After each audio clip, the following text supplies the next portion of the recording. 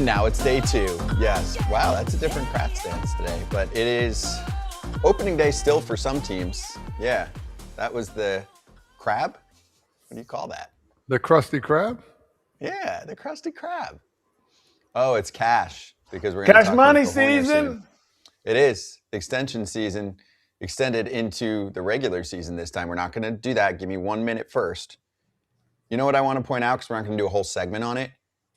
My favorite part of opening day, Todd Father, is debuts, because you're a kid, you dream of being in the big leagues, you go through a crazy path. Nowadays, it's a quicker path usually to the big leagues if you're really good, from the draft to the show. But man, even late into the night, Chase DeLauder in his first regular season game hit 2 home runs. McGonigal had 4 hits and 2 doubles. Carson Bench had a home run and a stolen base for the Mets. Who else am I missing? J.J. Weatherholt had a home run for the Cardinals. I mean, it's like everybody we were looking forward to seeing all had huge games. Not everybody, but many of the big boys. Yeah, and it started in spring training when the names started coming out, and you're trying to figure out, well, is this guy going to be any good? Is he a suspect? Is he a prospect? Is he a big leaguer? And these guys, they're more polished. They have more stuff they can look at to get them ready to go. You know, it's not just raw talent anymore. It's guys that, you know, have the film, have the extent of looking where my body is 2 degrees, right, left, center, all that kind of stuff. You know, all joking aside, that could get them in the right places and put their bat path in the right, better path on any pitch that they're looking for and squaring the ball up. And to go 4 for 4 in McGonigal, I mean, that's absolutely phenomenal. So, yeah.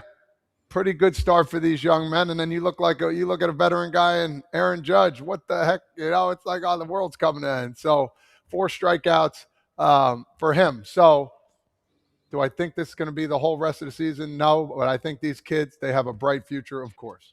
Yeah, nerd on technicality. McGonigal 4 for 5. Started the day 3 for 3. Had a 2-run double, I think it was, to start. Then he had the double follow-up. But yes, still same point. And Todd, you weren't on yesterday's show, so AJ was on, I think, like a Barstool show where one guy was like, do you think Judge is washed? Yeah, dude, 1 game. That's not really how this works. This is baseball, not football. So we're going to let things play out a little more than 1 game. But Kratz, I actually think for you and me talking so much off-season stuff, a day like yesterday proves why teams are so stingy with prospects. Yeah, 100%. And, you know, you look at all of them and you go, who's going to be the best? Who's going to be the one that has the best, not just career, but season this year? And to me, it's the guys that are getting put into lineups that are maybe hit 6th or 7th to start on playoff contending teams. And then if they continue to have the success that we saw them have on opening day, then you go, okay, we move them into a different spot in the lineup. Like, I don't think Kevin McGonigal is a 7-hitter, but I love that A.J. Hinch put him there. A.J. Hinch gets it. He understands how to let prospects kind of like transition into the big leagues. Look at the guys that he's helped transition in, you know, a George Springer, a Carlos Correa, those kinds of guys that were early in their careers when he was managing. Kyle Tucker, there's many, that A.J. Hinch saw early in their career, and they've blossomed. So the Tigers win the game, by the way. We'll go over some of what we saw from day 1, and we'll push it forward to day 2. But also there's news. Let's talk Kashish. Charging the mound. Look at the Cubs all of a sudden, Todd Father, dropping bills left and right. So Nico Hoerner signed a 6-year contract extension. He was the guy. I mean, he was mentioned in trade rumors this offseason, but it didn't sound like it was serious on the Cubs side. And yeah, it wasn't, because they wanted to keep him, and they are keeping him on a 6-year agreement. We haven't received the money yet. He actually has a press conference. And for those of you that are watching us right now on TV, on Marquee, you're going to go to that at the top of the next hour. So 2:00 Eastern, 1:00 your time. We'll stay, of course, on FT on YouTube like we always do. But Todd Father, Pete Crow-Armstrong just signed an extension with his team. Hoerner is way deeper into his career. So that's why I think the money will end up being somewhat similar. I think you'll end up seeing a number in the low to mid 100s, maybe 125 mil, something like that for Nico Hoerner, which is somewhat similar to the guaranteed cash that PCA got. But PCA, higher ceiling. Nico Hoerner has been one of the best players at his position in the sport for about a half a decade now. Our sport loves variations of wins above replacement. And he's been like a 4 or 5 last year, I think, if you went by Baseball Reference, in the 6s win player. And quietly, you know what I mean? You know about him, but what's the old nurse's rhyme? Little Nico Hoerner sat in the corner eating his pines and his curds. Now he's eating steak and kebabs. This guy he's going to get some cash. This guy is absolutely phenomenal. Quietly, those are the guys you want on your squad. The guys that go out there day in and day out and just perfect their craft. Gold Glover hits the ball gap to gap, has power, speed. He's got it all. And guess what? Nobody's really heard about this guy, honestly, unless you live in the Midwest. It's a dude. He's a dude. He's a dude. And if you're the Cubs, if thinking about the Cubs and what they've been doing, absolutely phenomenal. This is what you want as a fan, as a baseball fan, and a Cubs fan. This is what they should be doing. This is what teams should be doing. Seeing what the Cubs have done, spending the most money. Hey, kudos to you, Chicago. Now go out there and get a win. I'll be interested to see how much this is for, because he's coming off the best season of his career from a WAR standpoint, from an OPS plus standpoint, from every aspect. But he's also kind of been blossoming into this everyday player over the last 4 years. Like, it's kind of been the fact that the guy just has always put together great at-bats. The fact that he was able to not up his walk rate a ton, but more lower his strikeout rate from years previous. And to me, I think it's something that I guess it's like an old adage, like, this guy's a ball player. Like, this guy, I always hate when guys say that, because it's like, what does that mean? Like, he just doesn't do anything super awesome. Like, to me, short arms, quick to the ball, understands the situation that he's playing in. He's kind of like I don't know if people remember Erik Ibar. Erik Ibar was a switch hitter back in the day. I think, that was more my time when I was playing. So for Nico Hoerner, is he going to have a better career? To me, the way he's matured at the plate and the way that he's been able to, when he gets every day at bats, drive the ball to different locations. He's not going to hit you a ton of dingers, but he's going to play Gold Glove defense. So to me, I think it's something that you see the Cubs, they don't want him to go to free agency. Shows what he means to this team, but it also shows he likes Chicago. This is his second extension he signed. I think he signed a 3-year piece to kind of avoid all his arbitration years. And now he stays for 6 more years. And I love when I see this kind of stuff, and I love when I see it, because now you have Gold at second locked up for 6 years, and you have Gold in center locked up for 6 years. Yeah, last year, his wins above replacement from Baseball Reference, and it was a big gap between Fangraphs. Fangraphs is 4.8, still an awesome number. That is all-star level wins above replacement for a player. But 6.2 is superstar, and he was 4th among all National League position players. You can agree or disagree with parts of the number. And I know, some people do and some people don't that watch and listen to this show. But it is a key factor in how players are evaluated in our league. So he is looked at super highly, and he was going to get paid more than whatever he gets here. He was going to get more on the free agent market, in my mind. But you get the security here heading into your free agent season. Also stole 29 bags. He makes contact. 3rd lowest strikeout rate among qualifiers last year. And here was the key quote that I dug up. I was looking for it while you guys were chatting, and I know you'll both like it. Craig Counsell at the winter meeting said, "Nico's great at some things that I think other people think they're good at, and they're not as good at it." I'm not talking about just players. I'm talking about people. When you say show up every day and compete every day, every rep is completed perfectly. That is who Nico is. That seems like that's easy. Everybody can do that. I do that. Well, you don't do it. I would put Nico at the top of the list for how he does that. I think that's a really good way to put it, and it's pointing to what you're talking about, Todd Father, is he actually does what he preaches, and there are so many players in baseball that think they do that, and they probably do it better than almost anyone else on the planet. But when you get to the elite of the elite, Craig Counsell is saying, I've seen a ton of baseball and a ton of players. This guy is at another level in terms of his preparation. That means he's got the respect of him and all of the youngsters that are going to come through the Cubs organization. 100%. And that's a guy you want to look up to. That's a guy you're like, you know what? I want to emulate my game after. When I came up, there was a couple guys, Brandon Phillips, Scott Rowland, like the way they went about their business, the way they play the game, and it's just an understanding. Like, it's weird when you come up and you see guys like they command respect out of you without even saying a word. And that's the guy you walk by, put your chest up, walk by, hey, how you doing? Good to see you. Instead of me, how I was, hey, big dog, what's going on? It's a different way of talking to somebody, and you just respect that kind of person. Hey, the Cubs got smacked in the opening game of the season. Who cares? It's one game. They lost 10-4. Nationals hit a bunch of homers. The one thing I do want to point out is when you look at the box score for that game, and of course you see that Seiya Suzuki isn't starting off the season. So if you've been sleeping under a rock and you're a Cubs fan, you're like, okay, Seiya's hurt right now. What does the outfield look like? Well, that's where I think the last piece of the puzzle here gets interesting. Last year, we were talking about Matt Shaw as one of the better prospects in baseball and the guy of the future for the Cubs at third base. Matt Shaw started in right field yesterday for the Cubs. This might be a little bit of a shaky season for him because Kratz, he's got to learn a new position in the outfield now that Bregman is there for many years. Hoerner's at second, Swanson's at short. There's no room for him in the infield. Michael Busch, I think, is also one of the more underrated players in the game. Cubs have done a really nice job with their core. For Shaw, he either gets traded or I think more likely he learns outfield and plays it well. They've got free agents coming up. Ian Happ is a free agent after this season. That doesn't mean they're necessarily going to sign him. Seiya Suzuki is a free agent after the season. They traded Owen Casey, who was one of their top prospects, to the Marlins for Edward Cabrera. I think they're going to give him a run out there. Times like this, let's say Seiya takes another couple weeks to return, they get to see what they have in young Matt Shaw in the outfield.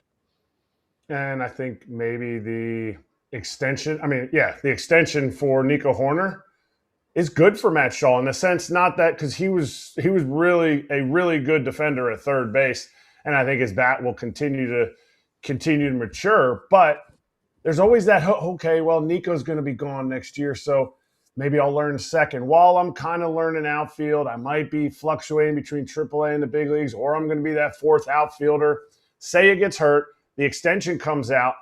Now it's almost like, okay, Matt Shaw, your choice is you can flounder as kind of that like utility infield guy who doesn't play shortstop in the big leagues, or you can say, I'm all in. I'm athletic. I can learn to play the outfield, and there's not a lot of ground to cover in Wrigley. Now the wind is another level, as we saw last night in Ian Happ's dinger that wasn't a dinger, but I think it's something that may help him push all in to be an outfielder and not worry about, okay, well, maybe I'll get back to second once Nico leaves. Yeah. There were metrics last year that showed Pete Crow-Armstrong as even better than you think based on how difficult the wind can get for outfielders at Wrigley Field. So he's probably not going to learn it in a day. I mean, Todd Father, you didn't go through this exactly, but you had to wait your turn a little bit, in my mind a little bit longer than you should have, but you did. And you came up and did some third and eventually some first too for Matt Shaw. Imagine if you're him, you come up, you've been doing third, you feel like you've got it, right? You've barely had a minute in the bigs. You improved on defense over time in your first season, and then they're like, oops, sorry, we signed Alex Bregman. You're going to be part of a much better team, but you need to learn the swirly outfield at Wrigley. Yeah, it's a punch in the stomach for sure, especially when you think you did everything you were supposed to do. So we saw yesterday the wind was blowing out to right. It was tricky. Anything to you was going over you, and anything over you was going out of the park. I played in a couple of those games there at Wrigley Field. If you're looking at second base from the high cam from the right side, second base, first base, just understand any pop up to center field is going to come back and you might have to catch it. So, yeah, you don't see those too often there, but when the wind is blowing that way, good luck right side of the field if you're looking from home plate.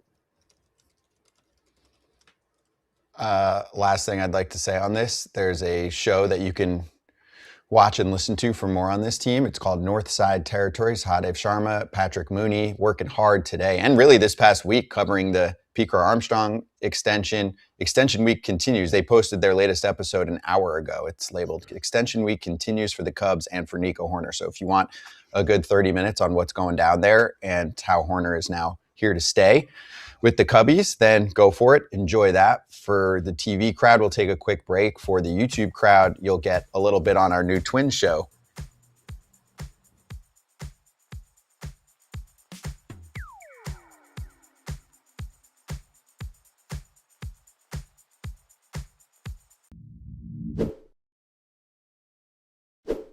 Hey, it might be time to have a heart-to-heart with your phone and be like, I love you, but you cost too much.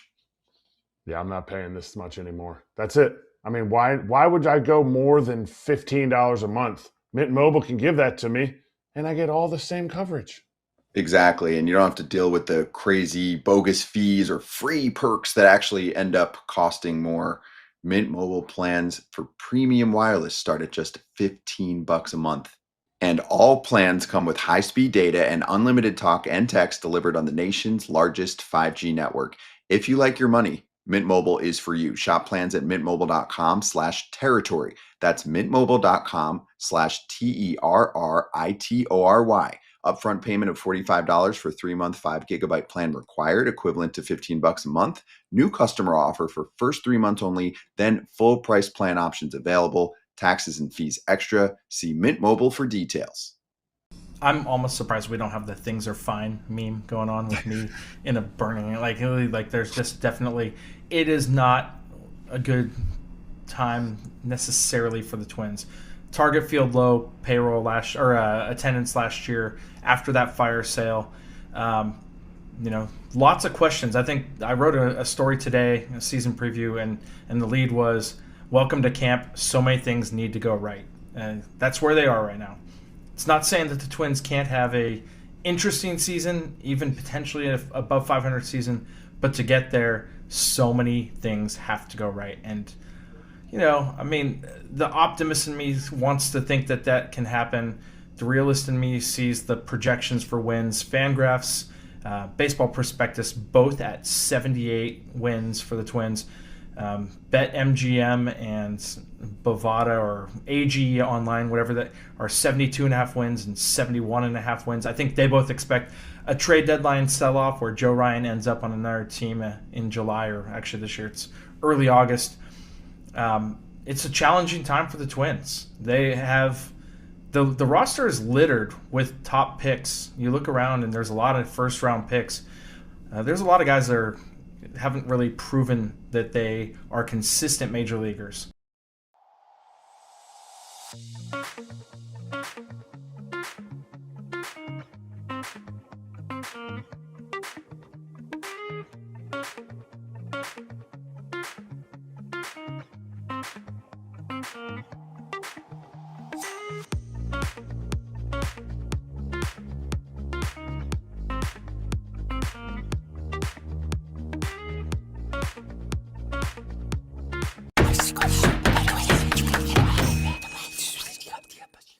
Rumors. You gotta love when the first game of the season goes down and all of a sudden you see a rumor pop up from a trade proposal last year during the trade deadline. So the Yankees got word that Paul Skenes might be interested in joining their party when he's a free agent. So they were like, let's try to make this an earlier ordeal.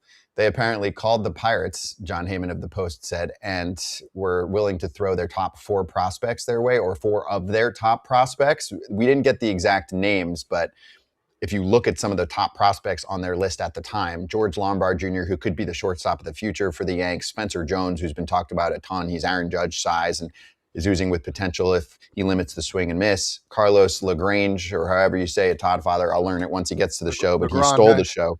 LaGrange, he stole the show in spring training. He looks like a dominant arm that's coming soon for the Yanks. Cam Schlittler was also on that list at the time. So it could have been quite a pretty package for the Pirates, but they didn't even listen. They didn't even want to hear, Todd Father, what the Yanks had to say because of how damn good Paul Skenes is and what he means to the franchise. I love the timing, how this comes out. Right on opening day, Skenes gets lit up a little bit, only partially his fault, not hard contact, and some miscues in the outfield by O'Neal Cruz. But your thoughts on the Yankees giving it the good old college try to get the best pitcher in the National League? You guys know me very well when it comes to trades. I love a guy that's been established. I love a guy, even though it's been, a cup of tea, as they like to say, a cup of coffee for him. He's the top pitcher, one of the top pitchers in baseball, one, maybe two. This guy is incredible. I would get rid of all the prospects for a guy like this. You know how I am. I would do that in a heartbeat. I think it's a great try. I think it is. Ultimately, it didn't work out, but I like that they're trying. I do. Let a guy like George Lombard Jr., if he was one of them, to go prosper with another team. I don't know. Trade. I would have thrown in another prospect to get him, if you want the truth. So, for me, the fact that they didn't want to even hear it, that doesn't sit well with me, because you always want to hear somebody out. But again, prospects, they're prospects for a reason for now. Trade them all and get a superstar in Paul Skenes. Throw somebody else in there. I love everything about that. Yeah, I think the Pirates could get to a point, Kratz, where they do have to trade Skenes. Not yet. It's too soon. Yeah, you think? Yep. I tend to agree, because I think what'll happen is, what? You think they're not going to trade him? No, I do. I think they will trade him, but I don't think they're going to trade him till maximum 2 years away from free agency. Totally. Yes. Even more likely, probably a year away from free agency, because they're going to do everything they can to throw the bag at him and see if he'll bite at it, right? And just find out what's the number, right? I mean, at this point, we're already you think already too late? We're already at the stage where we're talking on an extension, a number in the fours? It's got to be the biggest contract of all time. I don't care that you're hitting free agency still a few years from now. It's big, dude. It's at least deep into the threes. It's deep into the threes, but we've never even gotten into the twos for a contract extension of a pre-arb pitcher. So if that's what we're talking about, like I can't say it's going to be fours, and I don't think he accepts anything less than a four. Like, to me, this isn't necessarily a discussion about Paul Skenes' future extension worth. It's about the fact that, can the Pirates afford what he's going to get in arbitration? He's going to break records each 3 years that he's going to be there. So, to me, the Pirates have this year and next year. I think they'd be willing to probably pay him whatever the max a pitcher has ever gotten, and then add $6 million to it for his first year of arbitration. Like, it's going to be a crazy discussion. And so to say you would get 4 prospects back from it, one of those 4 guys is in the big leagues this year. I don't care where you think Spencer Jones or LeGrand or Lombard Jr. is going to be. Like, there's one dude that's in the big leagues right now. Like, and you're giving up it's a great move by the Yankees. I heard Charlie Manuel, I've said it before on the show, when Giancarlo Stanton first got called up to the big leagues, a reporter, because Charlie Manuel loves homers, the reporter goes, "Hey, who would you trade for Giancarlo Stanton?" And he goes, "What? I would trade Roy Halladay. I would trade Cliff Lee too. Like, who else do they want? Like, Paul Skenes is that guy. You give up the farm because all of a sudden you're winning game 1 of every playoff series, or game 2 if Cole Hamels pitches game 1. I mean, Cole Hamels. Garrett Cole pitches game 1. And think of that. Just think of that. Skenes, Cole, Fried, Rodon, I'm missing one. Luis Heel. Who else? Yeah, and then you'd have Heel in the back burn if you needed him. That's over. All you needed. And listen, to kind of button this up, remember when Shohei Ohtani was the dude for the Angels? Why they didn't trade? They could have got 20 prospects for this dude. Angels messed up. Pirates better not mess this one up. Yep. I'm with you guys. I just think it's too soon. So I think them hanging up the phone now is okay. Them hanging up the phone when he's 2 years out of free agency, and if he has not agreed to anything yet, at that point, it's not okay. And I think no matter what happens, even if the Pirates have a better year this year and eventually Connor Griffin comes up and he shines, there is a trust issue. There's going to be a trust issue based on the past 10 years, right? It's not how they've treated Paul. They're treating him great. It's just how the team has performed and how they've spent their resources over the past 10 years. And when you look around the league and you're Paul and he's not stupid and I don't want to say all he cares about is winning, but he's one of those dogs, right? Like look at him and the emotion that he had in the World Baseball Classic versus when he found out he won his first award in the bigs, right? There is your difference between what he cares about and what is a little lower on the totem pole. So if you're him, Kratz, and you're thinking about your brain long-term, you have to get over the hump, even if the number's big, and say, do I trust this team is going to put winning pieces around me so I can consistently get that feeling, that adrenaline rush in the postseason with the Pirates? That's the thing he has to think about. All he has to do is look over to Anaheim and look at Mike Trout's career, and he's barely touched the playoffs. The money's going to be close enough, right? If he takes an extension with the Pirates now versus waiting or saying, hey, I'm not going to take something, so I'm going to get traded, chances are you're going to end up with a team that's going to put you in a better position to win on a yearly basis. Yeah, I don't see any amount of money that is going to be able to line up where Paul Skenes gets his value to stay and not win. Or the Pirates are like, hey, you know what? We're definitely going to do this. Like they pushed the $100 million limit, and then it was like, that's it, $100 million, we're good, we're over that, Dunsky. I just think, if there's a chance to win there, Paul Skenes does want to win there. He said it, and it doesn't matter what he said, like, oh, he'd love to play for the Yankees. No, all he means is he'd love to win, and if winning is the most important thing. A few million here and there, you're always going to make more in free agency. And this dude, that's where he's going to go. And I don't see him accepting any extension where they both meet up. Last point here, I want to make sure my point is clear here. Those 4 players we mentioned for Paul Skenes, you take it every day of the week. Todd Father, there were many people online that were trying to go through the accolades for the prospects and then also what Schlittler has done in his short time in the big leagues. No, I'm sorry. No. If you're on that side of the argument with a few years of Skenes too, right? You want to have an argument like if they want to trade him at the deadline on his free agent year and they're asking for this, cool, we can have that conversation. But with many years of control over Paul Skenes, top 2 pitcher in the bigs, like you never get that opportunity. You take that every damn day of the week. Is there a line? Sure, you're not going to empty out your major league club, but 3 prospects and a promising pitcher for a top 2 in the bigs. Done. And if I'm the Detroit Tigers, I would have. Now that I know, I'm calling the Yankees. Hey, I got Scooble over here. Let's talk. I mean, listen, it's Skenes or Scooble. I don't see why there couldn't be another conversation with them too. I mean, the Tigers are going to be in it. I think that's going to be the difference. But to me, when the first Skenes stuff first came out, we didn't hear about this stuff. But I talked to a scout of a team that wanted Skenes, which is just any team that is in the playoffs. Every team would want Skenes, so that we can put that to rest. It's not just the Yankees. He said it's not hard for a team that wants Skenes. Like that's a no-brainer. It's because if he gets hurt or something like that happens, like you can't control that kind of stuff. It's the Pirates coming back. You can't miss. You can't miss on that because look at what happened. Look at what happened with the Nats. The Nats got rid of Juan Soto with 2+ years to go because he wouldn't sign the extension for $415 million, and they got back Mackenzie Gore from the Padres, C.J. Abrams, James Wood, and Haslam too.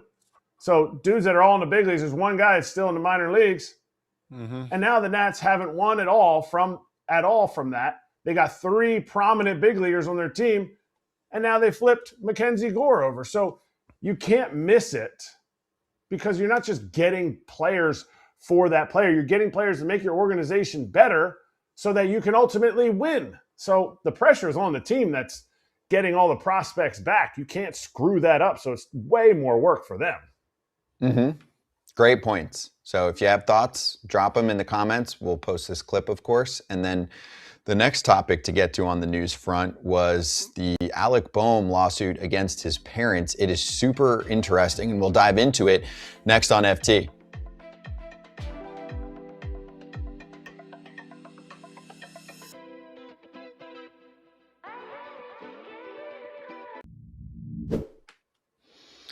All right, SeatGeek, help us get some tickets. You got the 10% off with the code Territory10. So let's look at the weekend, boys. You excited about anything in particular? Kratz, I'll go to you first because when I was looking at the matchups for tomorrow, Saturday, if I'm trying to grab a seat on SeatGeek, Aaron Nola against Jacob deGrom. Remember the other day, we were like, when's deGrom pitching? Well, he's pitching on Saturday.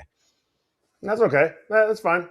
But to me, I'm going where I thought it was one of the best opening days because I never got to go to Cincinnati for an opening day. Toronto.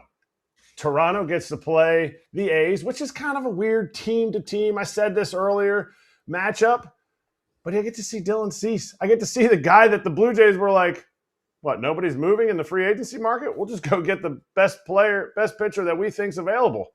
Bang, he gets to go and he gets to pitch in Toronto for his first start, second day of the year, after Gausman goes tonight. That, to me, that's the marquee matchup because the A's, they got a good lineup. They definitely do. And for me, I'm staying close to home, man. Rangers, Phillies, dude. I just think Rangers are going to be in the mix when we talk about playoff teams. Phillies are going to be a mix of NL East champions. I got DeGrom throwing with Nola on the mound. Can't really get anything better than that. So I'm just going to take a cab over and get my tickets and go watch a good game. That's welcome right. to God's country. Come on over. Across the border to PA. You're welcome. We welcome you. I know you don't like to leave home. Yeah, friendliest crowd in baseball.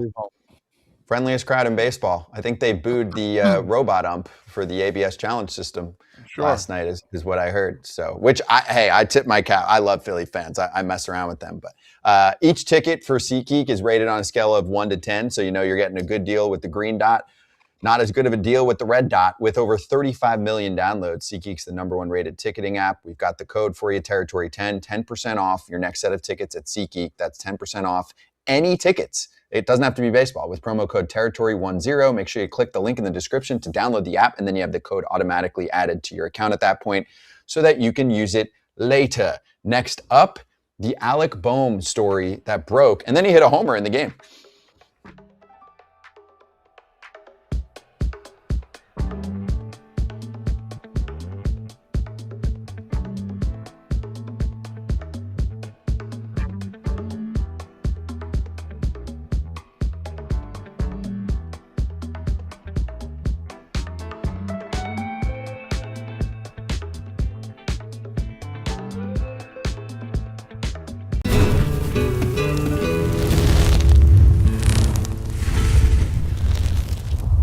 Move over, Ipe. There are new thieves to talk about, and it's a court case, so we'll let it play out first. But it does sound like there is some serious conflict between Alec Bohm and his parents. He filed a lawsuit, and of course, this news breaks on opening day. Bohm hits an Oppo 3-run homer. I think it was 3-run homer for the Phillies in a win.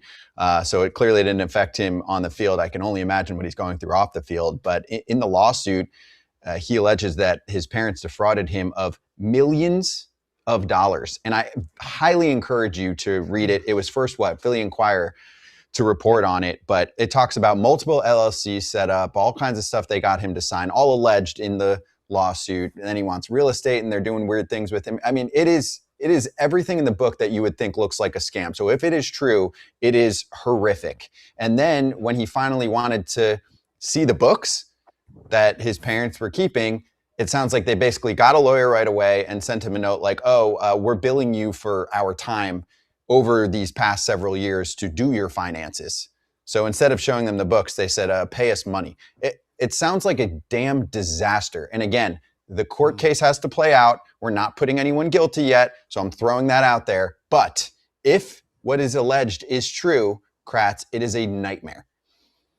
Nightmare, because you're sitting there going, okay, like I got to focus and lock in on playing. And he's not just dealing with this just because it just broke. He's not been dealing with this like, the last 2 days of spring training. Like, this is something that is clearly ongoing. It's clearly something that maybe over the last few years his mind's gone like, that's kind of weird. That's kind of, and some people will say, well, why do you have somebody else working on your finances? That's not how it works. Like, It's not how it works for everybody. Like, you graduate from college. I played with him in 2019. He was drafted in 18. He was up in the big leagues soon after that. He's been in the big leagues for a long time, and you're a young man getting a ton of money. You need to focus on what's going on in the field. So you know what? If your parents come to you and they say, hey, we'll help you out with this, I don't know about you guys, but I would trust them. I would trust my parents. And that's what's tough is now he has to kind of question if these allegations are true. He has to question, well, who else can I trust? Because when you have that much money and you're willing to trust people, people take advantage of it. People take advantage of your, and sometimes I think when it's parents, they feel like they're kind of like owed some of it. Like, oh, I did a lot for you. I'm going to go help you. And now all of a sudden it's like, you weren't helping me. You're helping yourself. Yeah, this is tough, man, because I think you said it best. You're going to be second guessing everybody, and I think he has a right to do that, barring all these allegations. If this is all true, imagine the conversation you first had with your parents. Hey, man, can I just see the books? What are all the holdings? And then they lawyer up. I mean, your mom and dad lawyering up. Oh, boy. The family mend, holidays, birthdays when he has kids, if he does. I mean, you got to think about everything. They're not going to be around. Like, I don't know. Hopefully they can mend this back together. Money is a root of all evil, guys. We've all been a part of it. We've all been a part of it. I've lost friendships over it. It's very hard.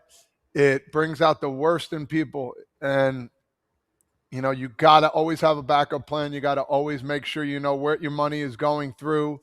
It's hard to keep up. These guys are making millions and millions of dollars.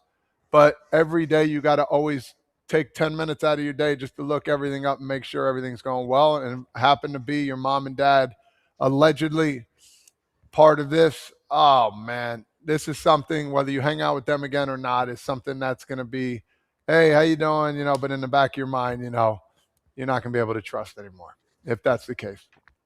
And I encourage everyone to read this. I have in the chat, and some people in the chat are like, damn, you're making me do homework on the weekend. It's a 2-minute article if you go fast, and it is well worth the read. And this has been going back to 2019 when he kind of handed the keys to his parents, who were like, we'll handle it for you. But they were just throwing things at him left and right that don't look like they're real. Oh, we need 10% of this to open up this LLC. Oh, it's just what you have to do. They weren't saying like, oh, we're charging you. They were like, oh, it's what we have to do to be able to set this up, were the allegations. And then within the article, it says in January is where this really blasted off. So Bohm asked his parents to give him information about his money, his holdings, his account statements, his login information, right? This sounds a lot like a story that broke a couple years ago about Ohtani, where everyone's like, no, everyone knows everything going on. No, they don't. And I get it. This is parents versus an interpreter, but still, same line of story.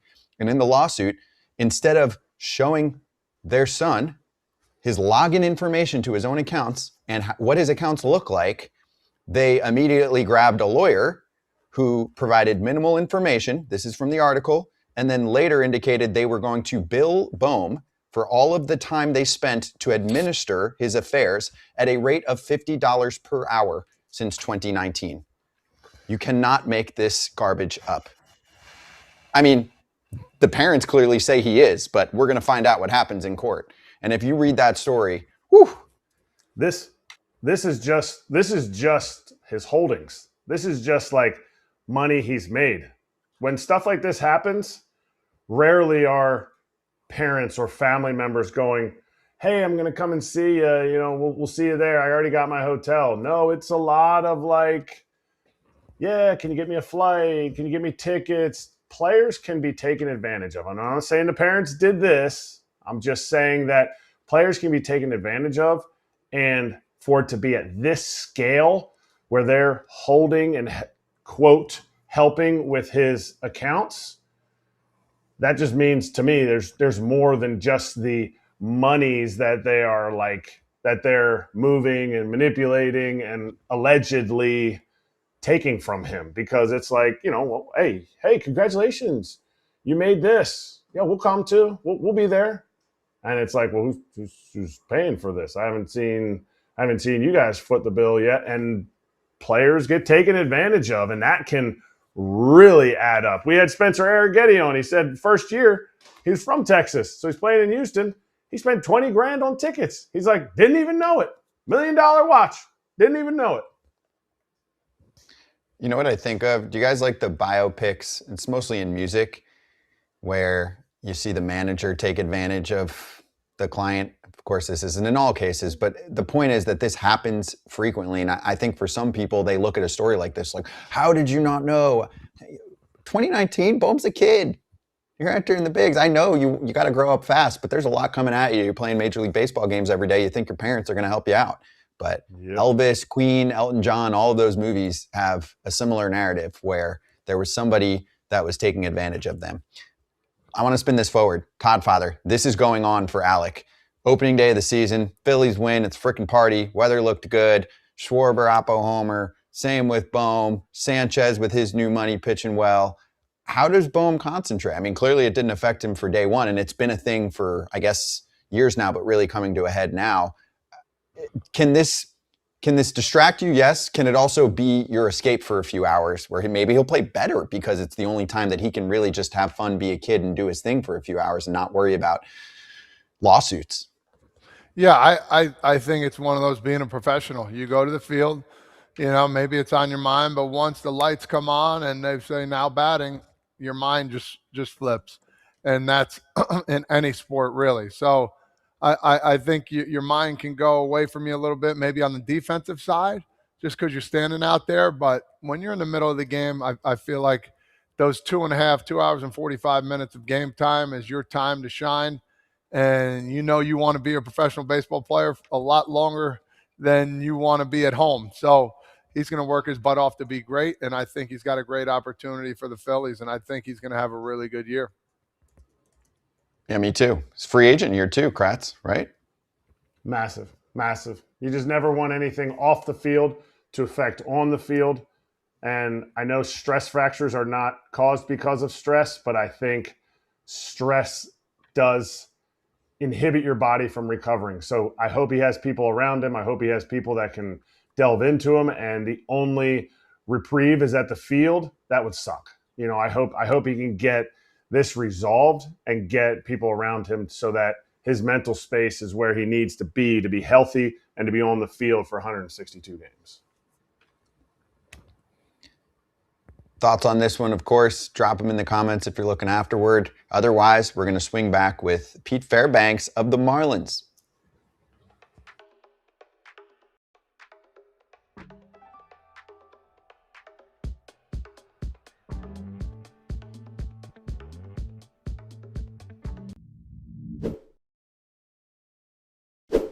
AJ, baseball season is finally here, and there's nothing like listening to the sweet sounds of the game while you're at home, enjoying some home cooking, whipping up a beautiful meal with HelloFresh, and there are many, many, many recipes to choose from. I love those big portions, Scott. Over 100 mouth-watering recipes each week, including cuisines from around the world like some of my faves. Curried chicken and roasted sweet potato jumble, smoky chipotle beef burrito bowls, and sweet Thai chili salmon. There's now 3 times the seafood for no upcharge. Impress guests or treat yourself with new grass-fed steak ribeyes. So go to HelloFresh.com/FT10FM to get 10 free meals plus a free Zwilling knife, a $144.99 value on your third box. Offer valid while supplies last. Free meals applied as discount on first box. New subscribers only. Varies by plan. Because when dinner tastes this good, nothing hits like home cooking. I love this. Jacob Calvin-Meyer with the tweet about Craig Albernaz, new manager for the Orioles, gets the dub, a 1-run win for his boys. They tossed him into a laundry cart, pushed him in the shower, threw beer on him after his first win as a manager, and he was like, I'm always down for the boys. It was a great time. Kratz, you can do the accent better than I can. But there was another tweet from Jacob also that mentioned how Tyler Wells asked him after the game, are you a vibes guy? And he was like, I'm a vibes guy. They wanted to make sure he was cool. And then they're like, cool, you're a vibes guy. We're throwing you in the cart and doing the first day thing. The Boston accent. Albernaz, he went into the shower and he got some beers poured all over him. Yo, Albernaz was super juiced about it. No condiments. Yeah, well, that's good. You don't want baby good. powder, mustard. Like, they respected the manager. Salsa. Hot sauce, yeah. Yeah, just some brewskis. Shampoo. We don't need that. No.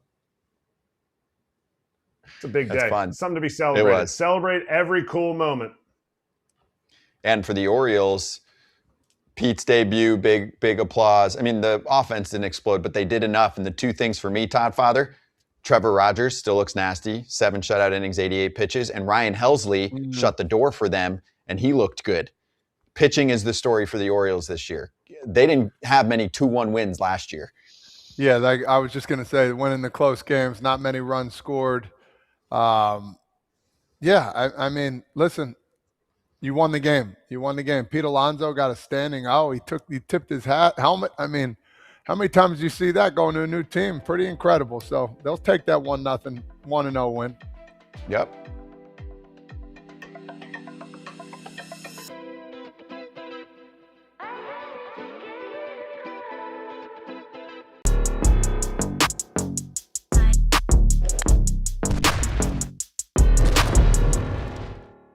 Oh, here we go. Pete Fairbanks joining us right now, heading into the big opening weekend for the Marlins. They'll face the Rockies. Pete, great to have you on, dude. What's the excitement level and the weirdness level for you to be doing this with a different team? It's a little different. You know, you spend 6 opening days in navy blue, and now it's changed a little bit. But you know, the vibes are high. Everybody's seeming to have a great time, and my personal excitement level it's through the roof. After hearing AJ's HelloFresh ad read, I'm just blown away by his ability to convey emotion through those words. It was definitely, makes you hungry. I was going to say, it definitely makes you want to go home and make a meal, doesn't it? Nothing says try a new recipe like that read. It was unbelievable. All right. So what is most exciting about your opening day with this team? Is it the fact that you know how to say Sandy's last name, or is it the fact that you are out there in the bullpen sitting there going, I'm going to get in this game. I want to kind of see Phillips get in this game and punch himself in the face. Oh man. You know, I try to avert my eyes whenever he starts inflicting self-harm. But you know, people got to do what they got to do, I suppose. Yeah, I'm excited. Really, you know, it's the over and like arcing, just the vibes of you know, you got a new season starting. Thankfully, somebody realized that if you have a dome, you don't have to play on Thursday and then have a Friday off day. So I think that's just, you know, propelling us with all these good decisions to an opening day. There you go. Hey, did you follow the Rays game yesterday? Like, did you watch any of it? And then, of course, do you think during the year you'll keep track of the Rays based on your history with them and your friends? Like, how does that go?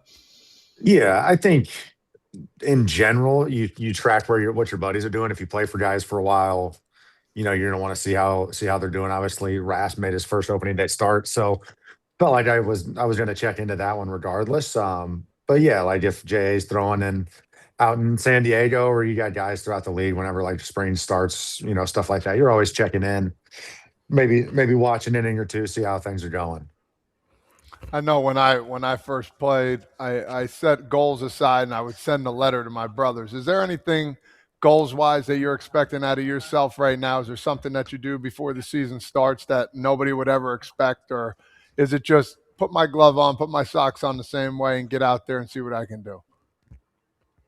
Yeah, I think, you know, you always have benchmarks that you want to hit, right, in terms of, you know, the obvious ones are the counting stats, right? You want to hit your counting stat goals. But I mean, honestly, at this point, you know, I think the people that I've been around in my career that have really got me into the process and focusing on the things that because you can't control your counting stats, right? If you're a hitter, you can't control if you're going to have 6 guys on for your 3 at bats that day, or if you're going to have nobody on, right? And that's going to affect your state total throughout the year. So it's just to focus on the stuff that I can control, feeling in tune and being able to show up to the ballpark, be the same guy every day, and really focus on the work throughout. That's been my my standard that I'm trying to hold myself to, and it'll be no different this year.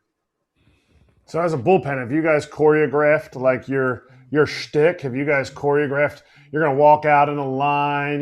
Bender's going to be first. Faucher's going to be behind you. Phillips is going to do cartwheels. Is that kind of stuff discussed, or does it happen organically?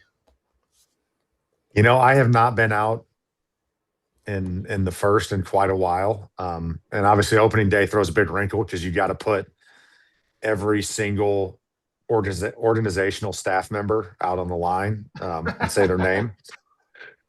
So it's definitely a little weirder on opening day, but I'm planning on showing up after the bottom of the fourth just about every day, and on the ones that don't have a back way to the bullpen, I'll go through the field, and if it's got a back way, you will not see me on the field until I potentially pitch that night.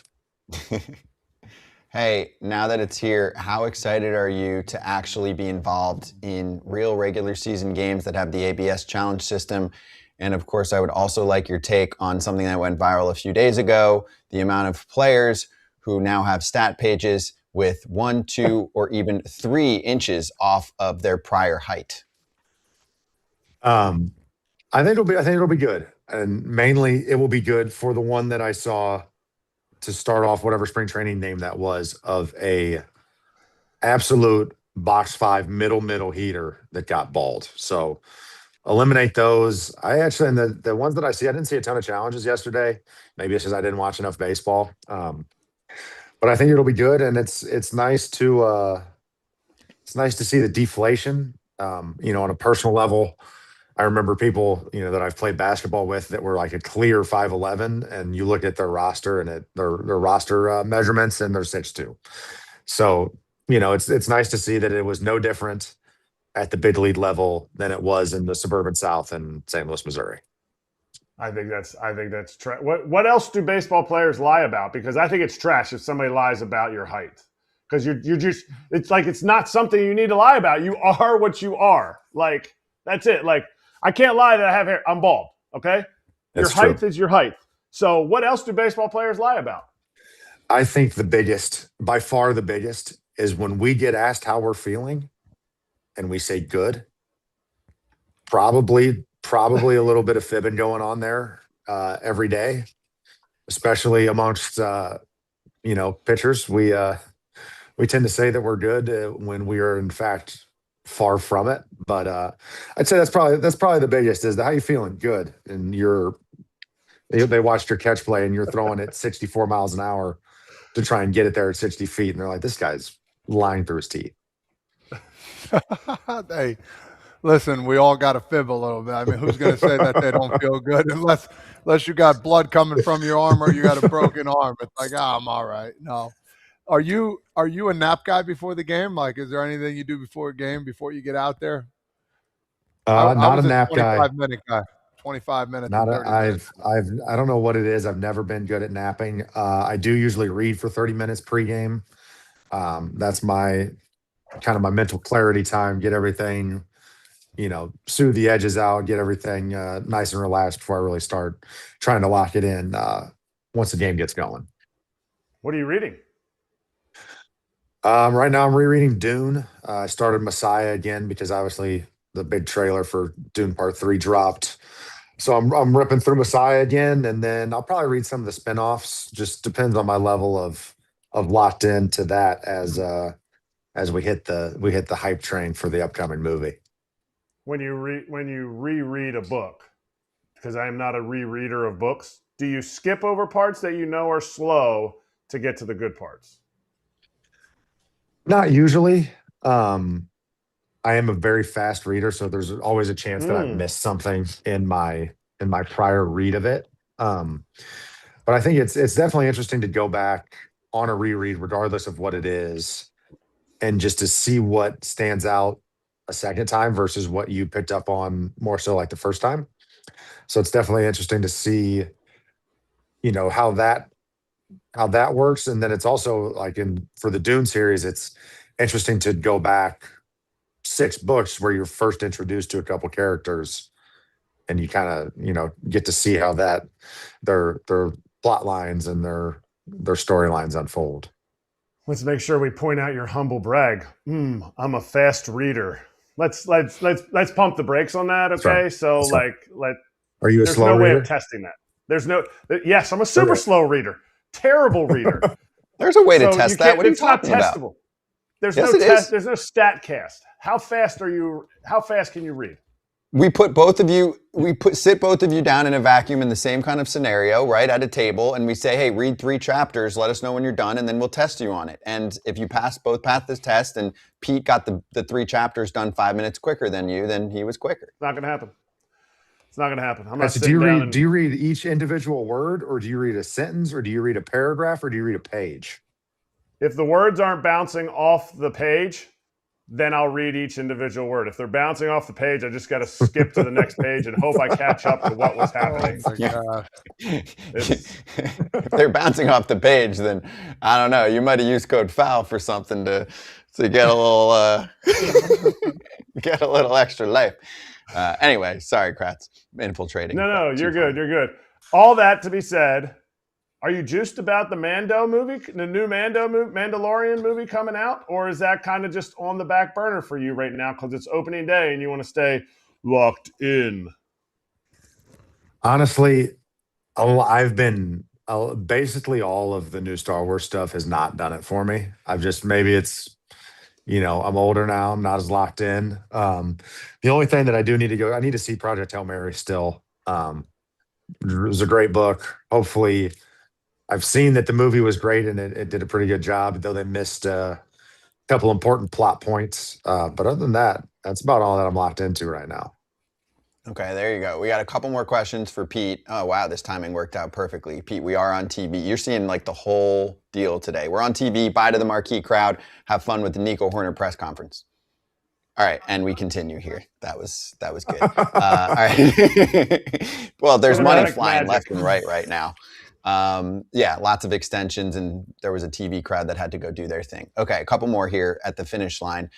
Can you give us a glimpse of what to expect with the Marlins and what you've seen now for spring training in terms of some of the young talent that they've got, and also just in terms of some of the similarities and the differences from the Rays? The funny thing to me is they get the very clear cut, hey, Marlins have brought in some people from the Rays, led by Peter Bendix. You're one of the few guys that now has gotten to see both shades here. So do you see it? Do you see this next young, great Rays team that you were a part of 5 years ago?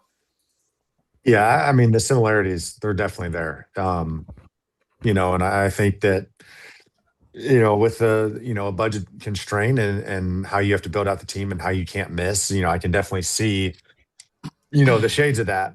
As far as what to expect, I think we got a lot of guys that are play with a lot of energy, and a lot of hopefully I'm gonna drop it now that we're going. I don't know why that giant alert just popped up. I'm gonna put it out there. I'm throwing my hat early. I'm gonna go Connor Norby pump today. All right, we're gonna put it out in the world, and if he lets me down, he'll never hear the end of it. Wait, you're throwing your hat in the ring first day? Because in the bullpen, people might not know, you throw your hat out and you call your shot. Are you good at that? Or are you just like Junior Caminero and you just figure you'll be right a third of the time? We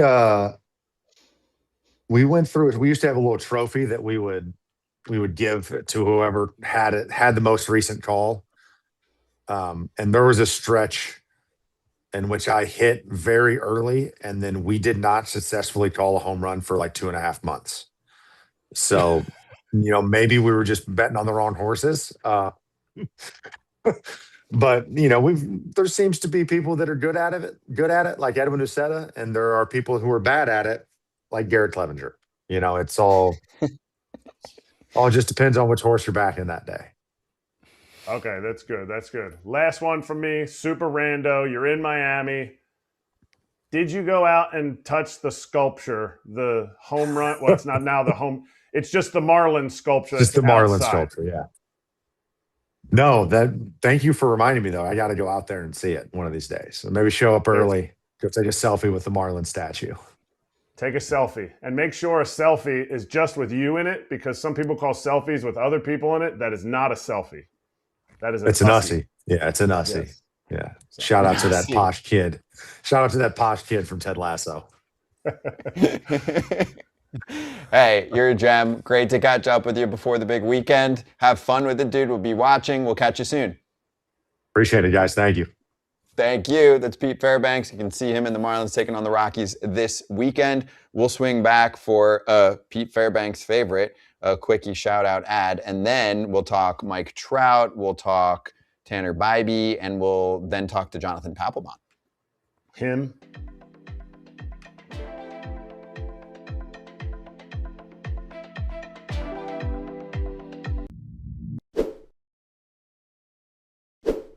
Hey, have you hit the age where everything feels a little bit more difficult? The gym, yes, but everything, like energy crashes in the afternoon?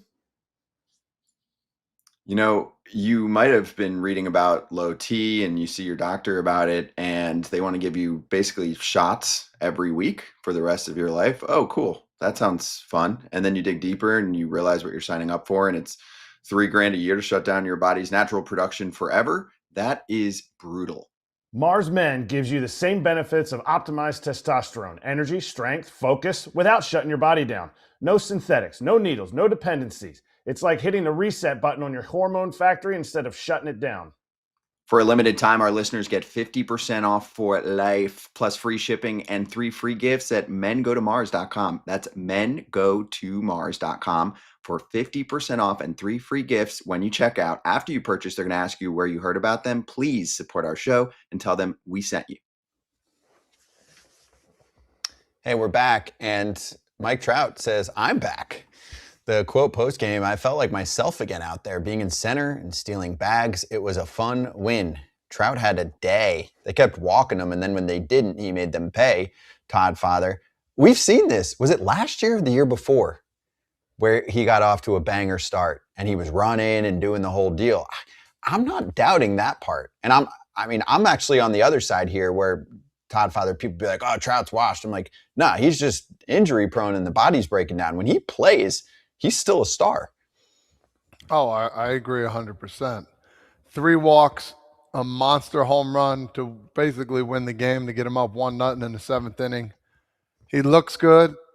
He's a superstar. I don't care what anybody says. Yeah, he had a couple years where, it hurt him. It hurt him a lot, knowing that what could have been. He was breaking all types of records. He was on track to break some of the oldest records alive. Helped by Mickey Mantle and all those guys. But again, he's a star. He's a stud. I need him healthy for the whole year. No matter what he does, a good, healthy Mike Trout, not only going to help himself, it's going to help the Angels, and it's going to help baseball. And this is a great start for him. And if he's talking about how he feels right now, sky's the limit for this guy getting back to being one of the top 5 guys in the league for sure. I mean, he's not going to sit there on opening day and go 3 walks and a dinger and go, ooh, I'm gassed. The only person that ever did that was Lorenzo Cain. Lorenzo Cain, first opening day, he's like, whew, my legs are tired and my feet hurt. But no, it's good. I mean, obviously we got to see him out there the whole year. He looked a little more svelte, looked a little skinnier. I didn't read anything about him losing weight, but he looks good. Maybe he got that tailored. Maybe got that Nike tailored fit this year instead of just like the boxy one-size-fits-all jersey. But he looks good. I want to look at him for 162 games. He'll be an all-star, that's for sure. Yep. Yeah, his team won 3-0, and Jose Soriano shut down the Astros in that one. Well, I mean, they were flailing, chasing knuckle curves left and right. Soriano looked really good. That's a classic name that basically nobody knows, and he pitches like, a number 2 starter, I would say, borderline 1. I mean, he's their best starter, but I'm saying even on a playoff team, like this is a guy that would start playoff games, and maybe this is the year that, he makes even more noise. Because even if you're on a crappy team, like you can win a Cy Young award. So maybe he puts it together this year. I wouldn't be surprised. He's got the stuff to do it. Yeah. I don't know that he's necessarily got the Cy Young finisher to the season, but to me, I think he was kind of off and on, hit and miss. And I felt like last year, about 3/4 of the season, it just seemed like it was like a smooth, fluid. you could count on this guy every 5 days. And he's definitely one of those. He's a top 5 underrated pitcher in the game because a lot of guys don't know about him because he pitches every 5 days in Anaheim. Exactly. Next up, the late game last night that started around 10 o'clock East Coast time, 7 o'clock in Seattle. The Guardians beat the Mariners, and Tanner Bibee was on the mound to begin that game. He was not on the mound for as long as he wanted to be. He left the game with right shoulder inflammation. Never great when you see that news. Cleveland's got some pretty solid pitching, but it does not help when Bibee leaves. I mean, technically, he gave them 5 innings, so it's not, 78 pitches, maybe he would have gone one more, but it was just more about the shoulder, never good. So for Cleveland, Todd Father, they still have a nasty bullpen. They were able to hold down the Mariners for the most part. I think they gave up 1 run. Yep, 1 run after that point. 3 were charged to Bibee's account. They won. They showed some more pop than I expected because Chase DeLauder was a dude in his first regular season game. But to me, Cleveland is playing with fire this year. It's just they've got to have a lot of things go their way. I know we say that, and then they still mess around and end up swiping the division from the Tigers. But I do think that it does eventually catch up to you when you're barely touching your big league roster in the offseason. Yeah, I think it does. You look at Chase DeLauder, who I don't know about Kratz. I got him as the Rookie of the Year over there. I think. Wow. I think. Oh man, you guys caught me off guard now. I can't even speak. I think they will be good. I don't know how great they will be, if that makes any sense to you. They're going to win the game. They're beating a Mariners team whose pitching staff has been top notch for the past some odd years. They beat a really good Logan Gilbert. And, at the end of the day, is this the offense that's going to bring it day in and day out? We'll see. Jose Ramirez with a big 2 RBI double to get them, in the lead for good pretty much. DeLauder had 2 home runs. Yeah, we'll see. But an injury like this, could hurt him in the long run. Yeah, is Rhys Hoskins going to be able to hit some dingers for him? Where are they going to get the offense from? Where's that? Which is always the issue. Are the Tigers going to collapse like they did last year? To me, they're going to be chasing the Royals again this year. Royals took kind of a year off last year. I think they're going to be better this year, and it's not going to happen without Bibee staying healthy, without Messick having, a similar year that he did last year down the stretch, without Big Truck. Gavin Williams needs to be legit. Ciccone has to take the next step. And I just, too many things have to go right for them to be a playoff team. But it's a great start for them, except when Bibee goes down with shoulder. If it was, I don't know, you never want to hear any injuries, but shoulder inflammation, you hate to hear it for a guy, especially for a guy who is locked in to be a Guardian for, I think, till 2030. I think his extension took him to 2030. So, he's there for a while. He's the guy, or he's one of the guys. And it's just tough to see on a team. Fortunately, they got the win, but he's back-to-back years of 31 starts. He makes all his starts. If there's a problem, this would be the year where it's an issue. I know, and there's more to the story. You got to look at peripheral numbers and all that. So the ERA wasn't as shiny last year as it was the year before, or even the first 2 years, really, of his career. But he is still looked at as one of their top starters. And the extension was last spring training, 5 years, 48, which bought out at least 1 year of free agency, maybe 2. So, yeah, that takes him through 2030. That is correct. So they're going to make sure that everything's good. That's a long-term asset, making some cash with the Cleveland Guardians. Okay, next up, one more debut that I did not mention towards the top, just because, unless I missed something, he didn't do something crazy. Justin Crawford makes his debut yesterday for the Phillies, and this was him pregame doing what he apparently does before just about every game, gets to the park, takes a walk, takes it all in, and of course does it without any socks or shoes on. No cleats, just grounding.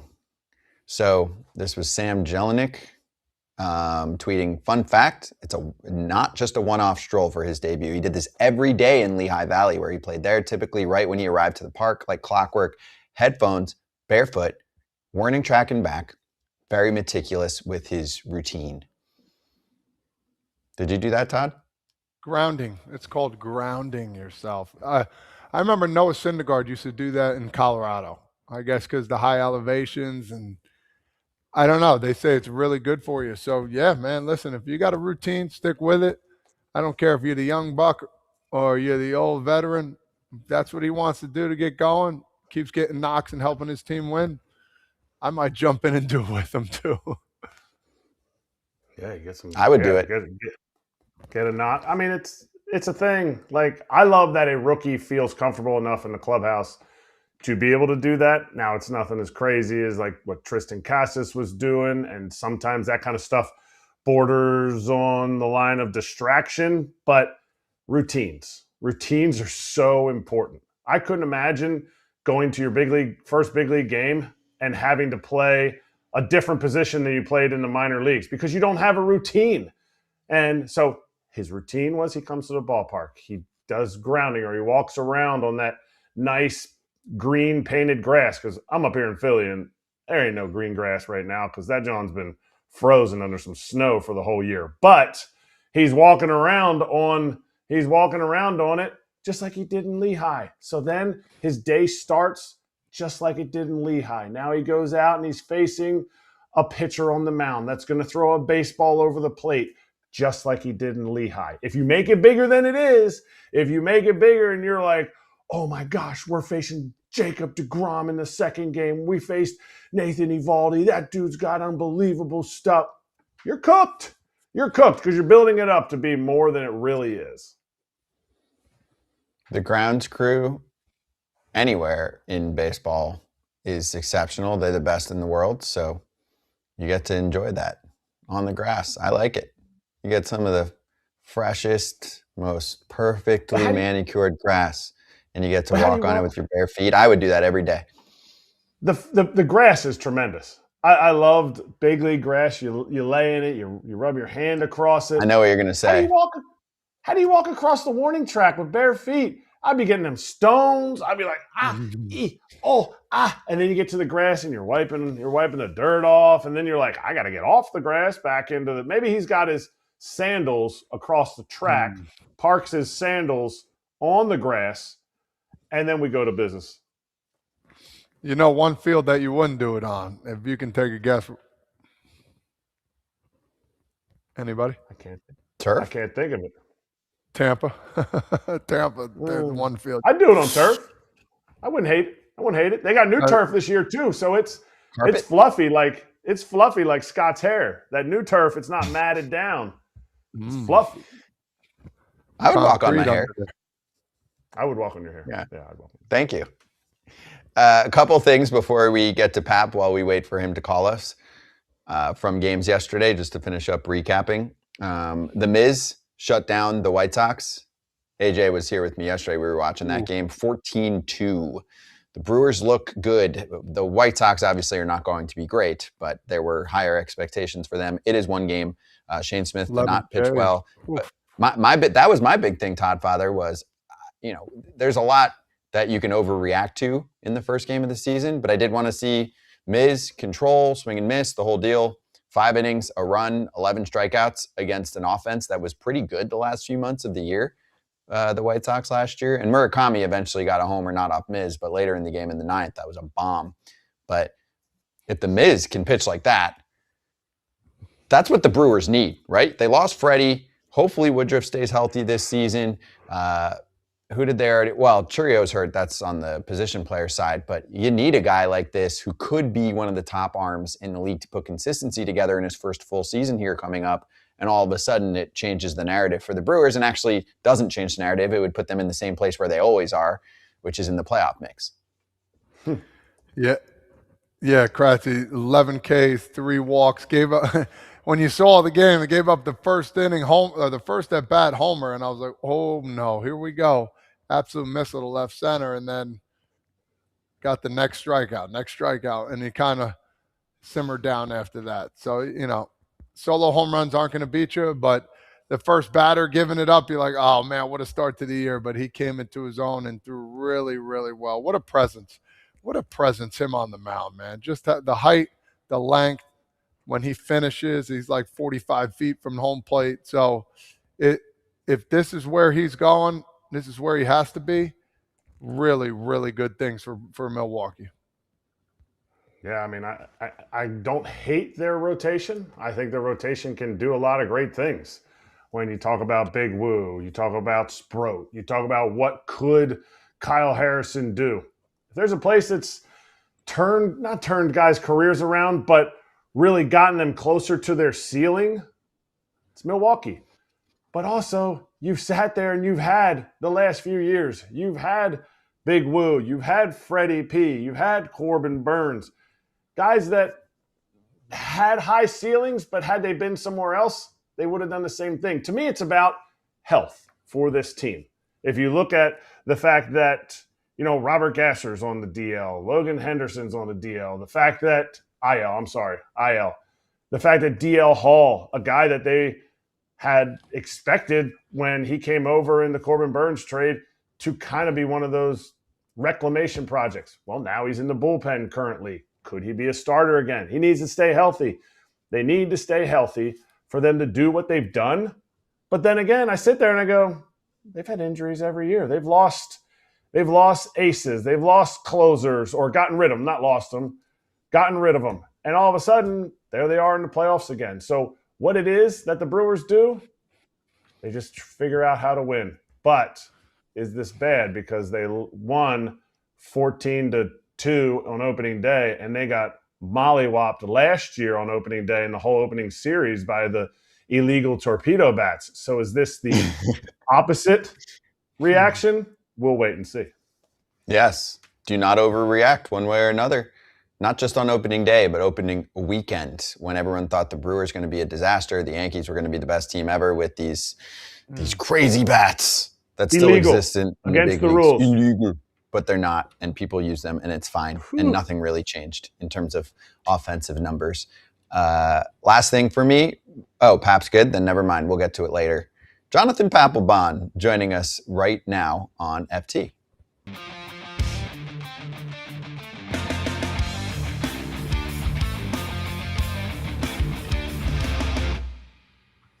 Here we go. Pap, great to see you. It's time, man. All the fake games are done. It's time for real baseball, baby. Let's do this. Happy opening week to you. How you doing, and what are your expectations for the season here? Like, did you see the ABS challenges floating left and right and wish that you had those when you were pitching? Well, first off, what's happening, boys? Frage, Kratzy, what's happening? Man, I do not wish the ABS was in effect because I'll probably be challenging everything because I wanted every pitch to go my way. But, for me, it's going to change a little bit of the landscape of the betting world here. I think this is advantage to the hitters a little bit more than the pitchers. And I think we're going to start seeing some more runs come across the plate this year than we did last year. So I'm going to wait and see what happens, but I'm going to start tending to some of these overs a little bit more. But I do like it. I think it does give the umpires some kind of check, checks and balances for them. So we'll see how it goes the rest of the year. But so far, I like it, yeah. I can confirm, and I'm going to talk this whole time without blinking so that you know what it looked like to catch Jonathan Papelbon in the ninth inning. I can confirm that he was not going to get that correct. And I did blink there. Pap didn't blink the entire ninth inning. And he would not blink during his post-game interviews. He was not the guy to challenge because he was just sitting there like, yep. You didn't miss a lot, but you didn't blink either. So, no, we couldn't give you the ABS challenge system. Yeah, for me, though, it all boils down to, the hitters being able to have an opportunity to challenge. I think the hitters have a better view at balls at the plate. So the advantage is for the hitters, but at the same time, you looked at yesterday's Red Sox game. I think the advantage was to the Red Sox, in that big inning when they were able to make that big challenge. So we'll see some interesting games this year for sure because of it. All right, let's jump right into the game here. Erik Kratz had a awesome start, got out of a big jam there in one of the innings, striking out Mean Gene and getting the next batter out too with a strikeout. Spring training didn't look good, and I hope people understand that spring training is there for a reason so people can get work. We're not worried about that. He comes out, shoves, does what he does best. 6 innings, 8 Ks, over 3 hits. Talk a little about his performance and him being the ace again for the Sox. Yeah, Frage, this man has been needed in Boston for a while now. They've been missing that ace, and last year he came along.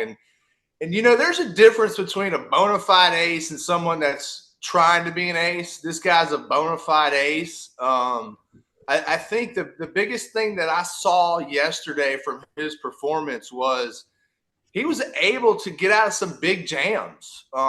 Whereas before, those big jams tend to roll over on him.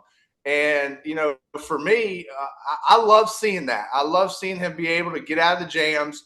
And, he was throwing his cutter to get out of his jams. Well, this year in this spring training, he's tried to throw this split finger a little bit more. He's starting to kind of tweak his split finger a little bit more instead of a true changeup.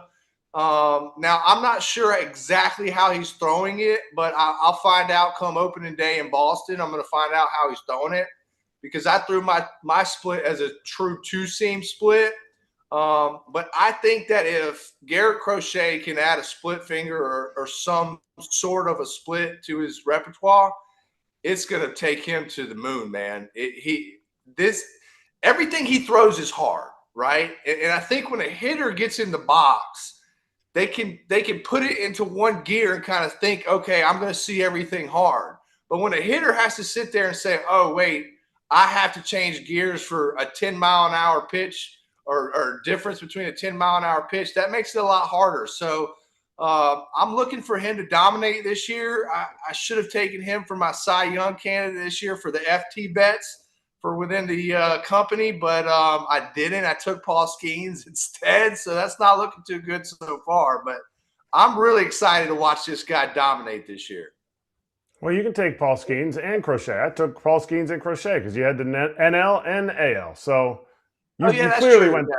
You clearly went Scooble in the AL. You're such a chalk. You're so chalk. Yeah. But what does that pitch need to look like for fans to say, okay, this change-up splitter, whichever he's going to call it, what does that velocity change need to be? Because I completely agree. I think he throws everything just so freaking hard, and if you can just square it up, you'll be able to make contact. But we're talking about a guy who's going from like a number one to like an ace, like not that he's washed to like a number one. What does that splitter need to look like early in the season for him to trust it? Because that's the biggest thing is pitchers don't trust their pitches that they're throwing a different way coming into a new season. Yeah, well, first of all, I think he has to start throwing it in situations that matter and gain that confidence in it, But for me, there has to be an 8 to 10 mile an hour difference. And, from Kratzy to Veritek to Chooch to any one of my catchers, I used to tell them, make sure that I throw my changeup with some velocity that has less than what my fastball does. So because I want it to look like my fastball. But, I think at the end of the day, if he stays between that 8 to 10 mile an hour range difference, he'll be good. But that's the key is for him to start throwing it in situations that matter.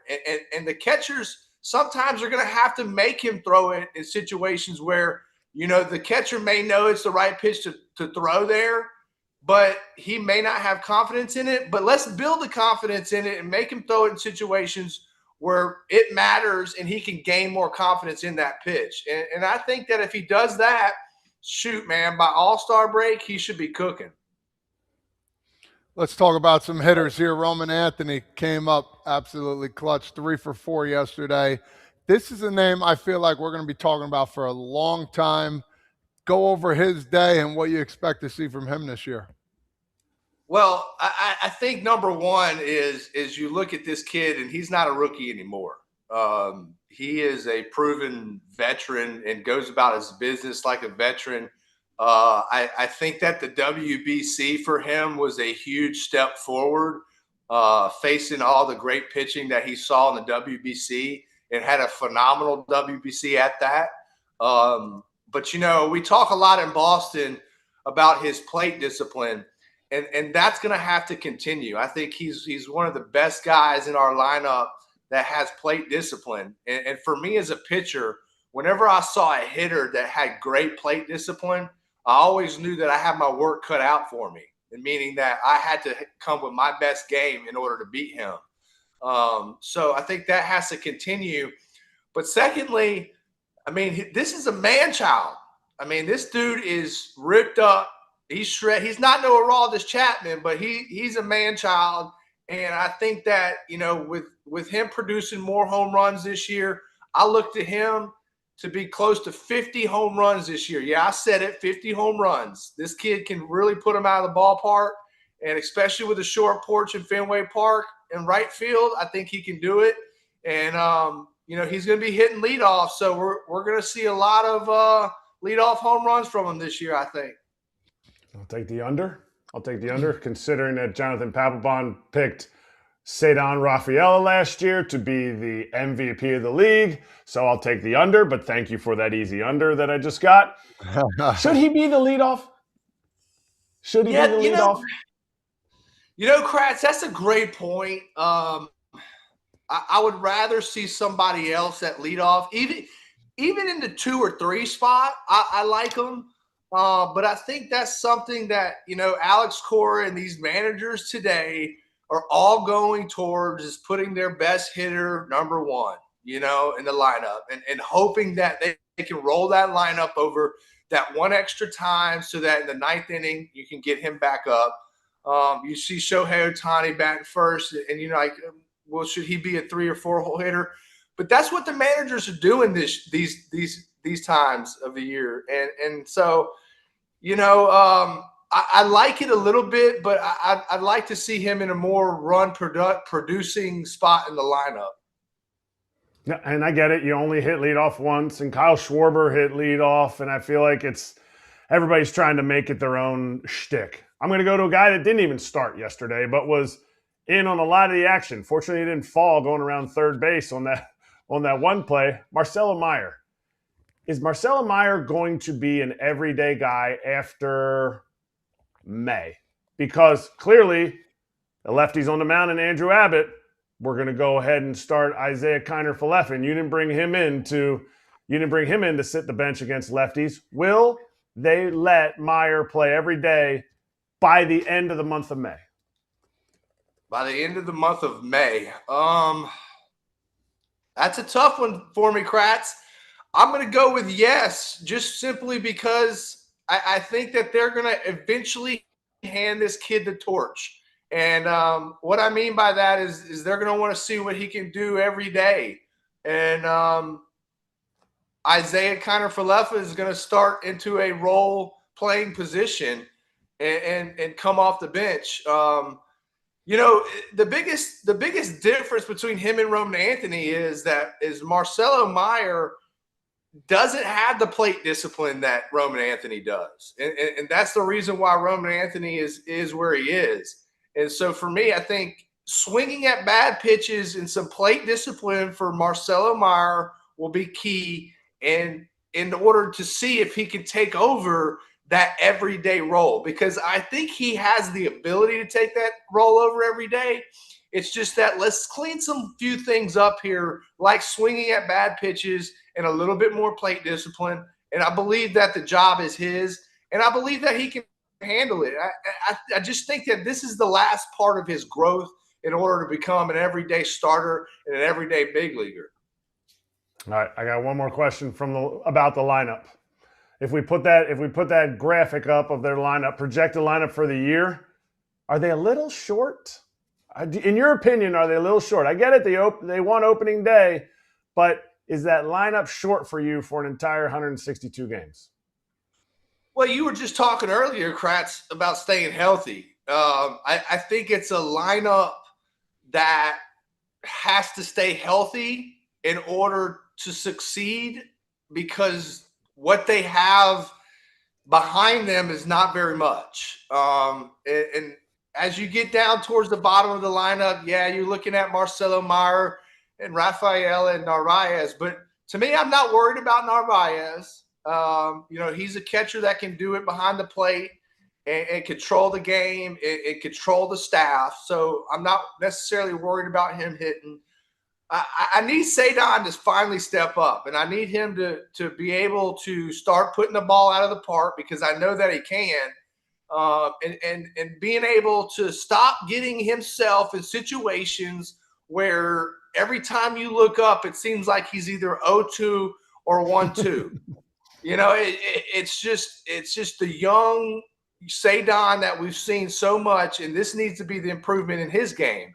But Kratz, if they stay healthy, I think this lineup has some fortitude to be able to make it through the entire season, and really carry themselves into the playoff seasons, because not only do I expect a lot out of them this year, but I know a lot of Boston is expecting a lot. And to me, it's World Series or bust this year. I really do think that they have the pitching staff and the lineup, if they stay healthy, to make it all the way to the World Series and win it.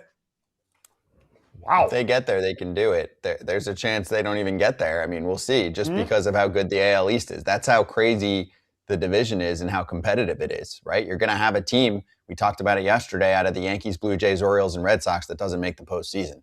I mean, most likely. We're most likely not getting a division winner plus 3 wild cards out of one division. It's not highly likely. So we'll see. But yes, I'm with you. I think Boston's going to be good. I got 2 more for you. One is, as we're talking about the lineup in depth, because injuries will happen, where are we at on Christian Campbell? I didn't follow him much. Obviously, I know he's still trying to crack it in the minor leagues right now. But do you think there's a pathway for him to eventually become an impactful big league player?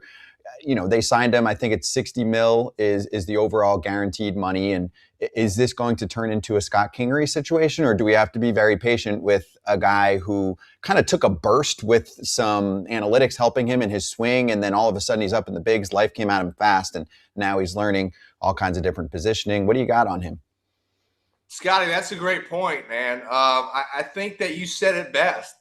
I think that life in the game of baseball came at him too fast. And I think that the Red Sox kind of jumped a little bit early at this position and tried to say, hey, let's lock him up, because he had such a great start to his career. But as we know, it's not how you start, it's how you finish. And he wasn't able to finish. So for me, it's one thing. He came out of Georgia Tech, didn't play much in the minor leagues. They tossed him into a big league situation right away, and now they almost gave him the keys to second base last year, and to me, he didn't really prove much. So I don't know what their plans are for him in the long term, but I know short term he will be in AAA, and he will be playing there for a while. It's just, it's his maturity and his play discipline and his ability to play every day is just not there yet. So I think not only him, but another guy, in my opinion, that the roads, there's no roads anymore for him to go down, is Yoshida. I mean, Yoshida is stuck. I mean, there's nowhere for him to go. I don't see him playing very much either. And yet he's still going to be at the big league level. So what do you do with him as well? So maybe there would be some trades come trade deadline this year, but it's going to be hard to get rid of those guys now that, they're not producing. Right. Yeah, and they're making good cash. You're going to have to eat money if you're trading away someone like Yoshida and a team wants to take them. All right, my last one for you is an interesting player/media dynamic question. So this comes from a minute ago at this point, probably 6 to 8 weeks ago at the start of spring training. where IKF said that nobody approached him after the World Series Game 7 about the lead off of third and that whole deal. You remember that, right? Where he was criticized, the Blue Jays were criticized.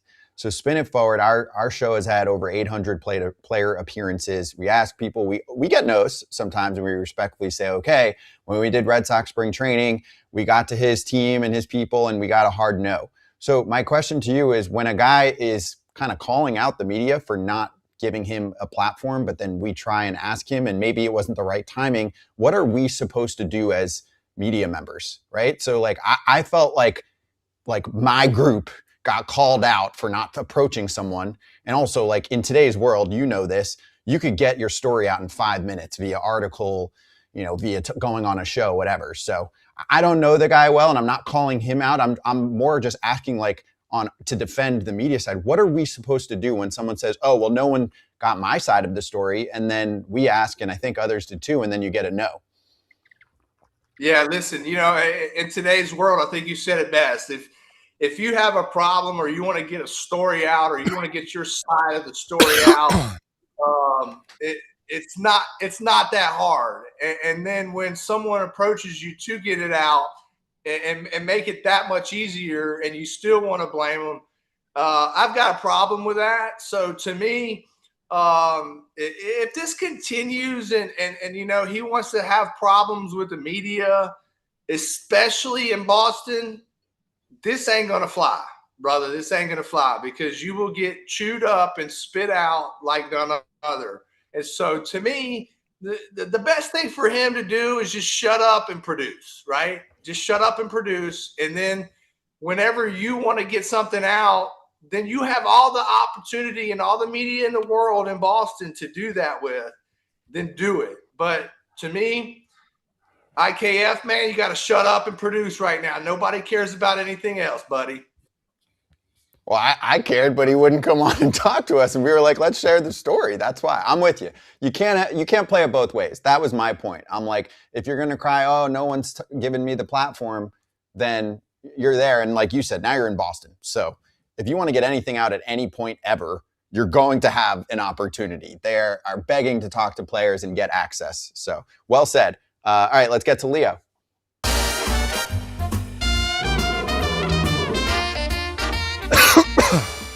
It was a rough start for the boys, besides Erik Kratz going with Mr. Opening Day, Tyler O'Neill, who didn't homer, but he came through for you. Everybody else lost. We're going to let Pap lead the way here for day 2 of our expedition on the regular season, as we're all down besides Erik Kratz. So, Pap, what do you got for us today? Nice. Well, I'm going to stick to my usual routine of betting against bad teams. So I'm going to take the Blue Jays today, and I'm also I'm going to double down on the Houston Astros again tonight. I know they got their butts whipped on opening day, but I don't see it happening again by the Los Angeles Angels of Anaheim, unless Anaheim's got something that I don't know of this year. I don't see them winning 65 games this year, not even close. So I'm going to double down on that, and I'm going to parlay them together. I'm going to put them at plus 155, and I'm going to back down from 200 to just 100 today. Okay, bang it. Scared money. I like it. Scared money. Well, he's right, baby. It's nice. It's a nice plus money bet. It would get you close to level on day 2 of the season here. Todd Father, I called some of us out, but you actually didn't place yesterday. So you're starting fresh. What do you got for us?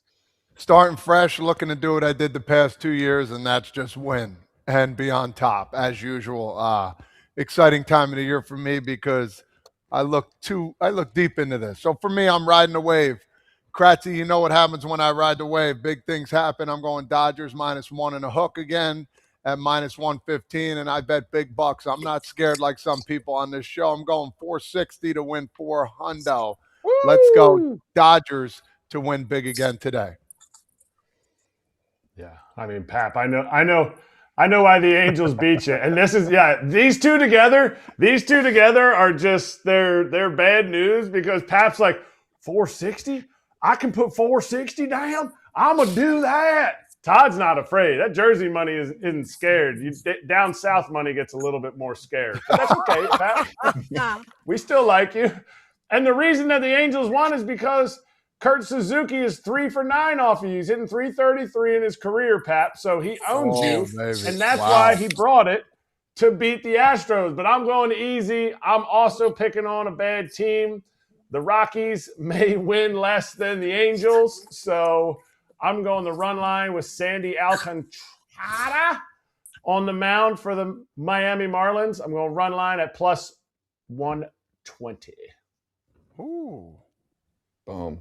I love it. I'm going to take the over in the Blue Jays-A's game. I think there'll be a Blue Jays offense ready to explode. And I think the A's offense is going to be really good this year. So it's Luis Severino and Kevin Gossman. A's bullpen, I don't think is going to be great this year. And I just think it's going to be like playoff vibes for that first game out in Toronto. And I see the over hitting on that one. So we can show the board, then we'll say bye to Pap, and then we'll keep moving. But there's the 4 locks for you tonight. 8.5, by the way, is the over-under for my game at minus 118.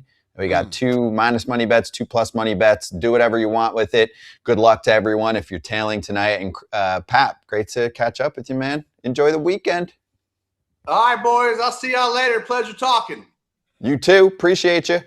And for everyone else, you can turn the game's biggest plays into moments that you will remember with an MLB Odds Boost token for the on-field action and score a bigger payout on a winning bet. That's at BetMGM. Gambling problem or concern? Call 1-800-GAMBLER. Be right back with Ken Rosenthal.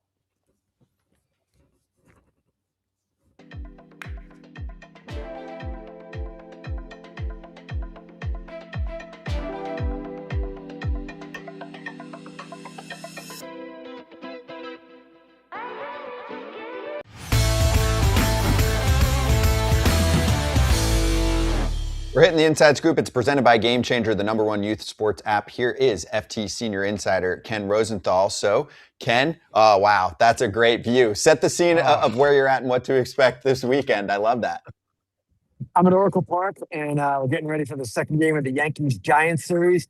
I've got the Fox game tomorrow, so I'm talking to people, getting ready for that. And it is an amazingly beautiful day here in the Bay Area. It's like, 80 degrees maybe, and it's just unusually warm for this time of year, and people are loving it.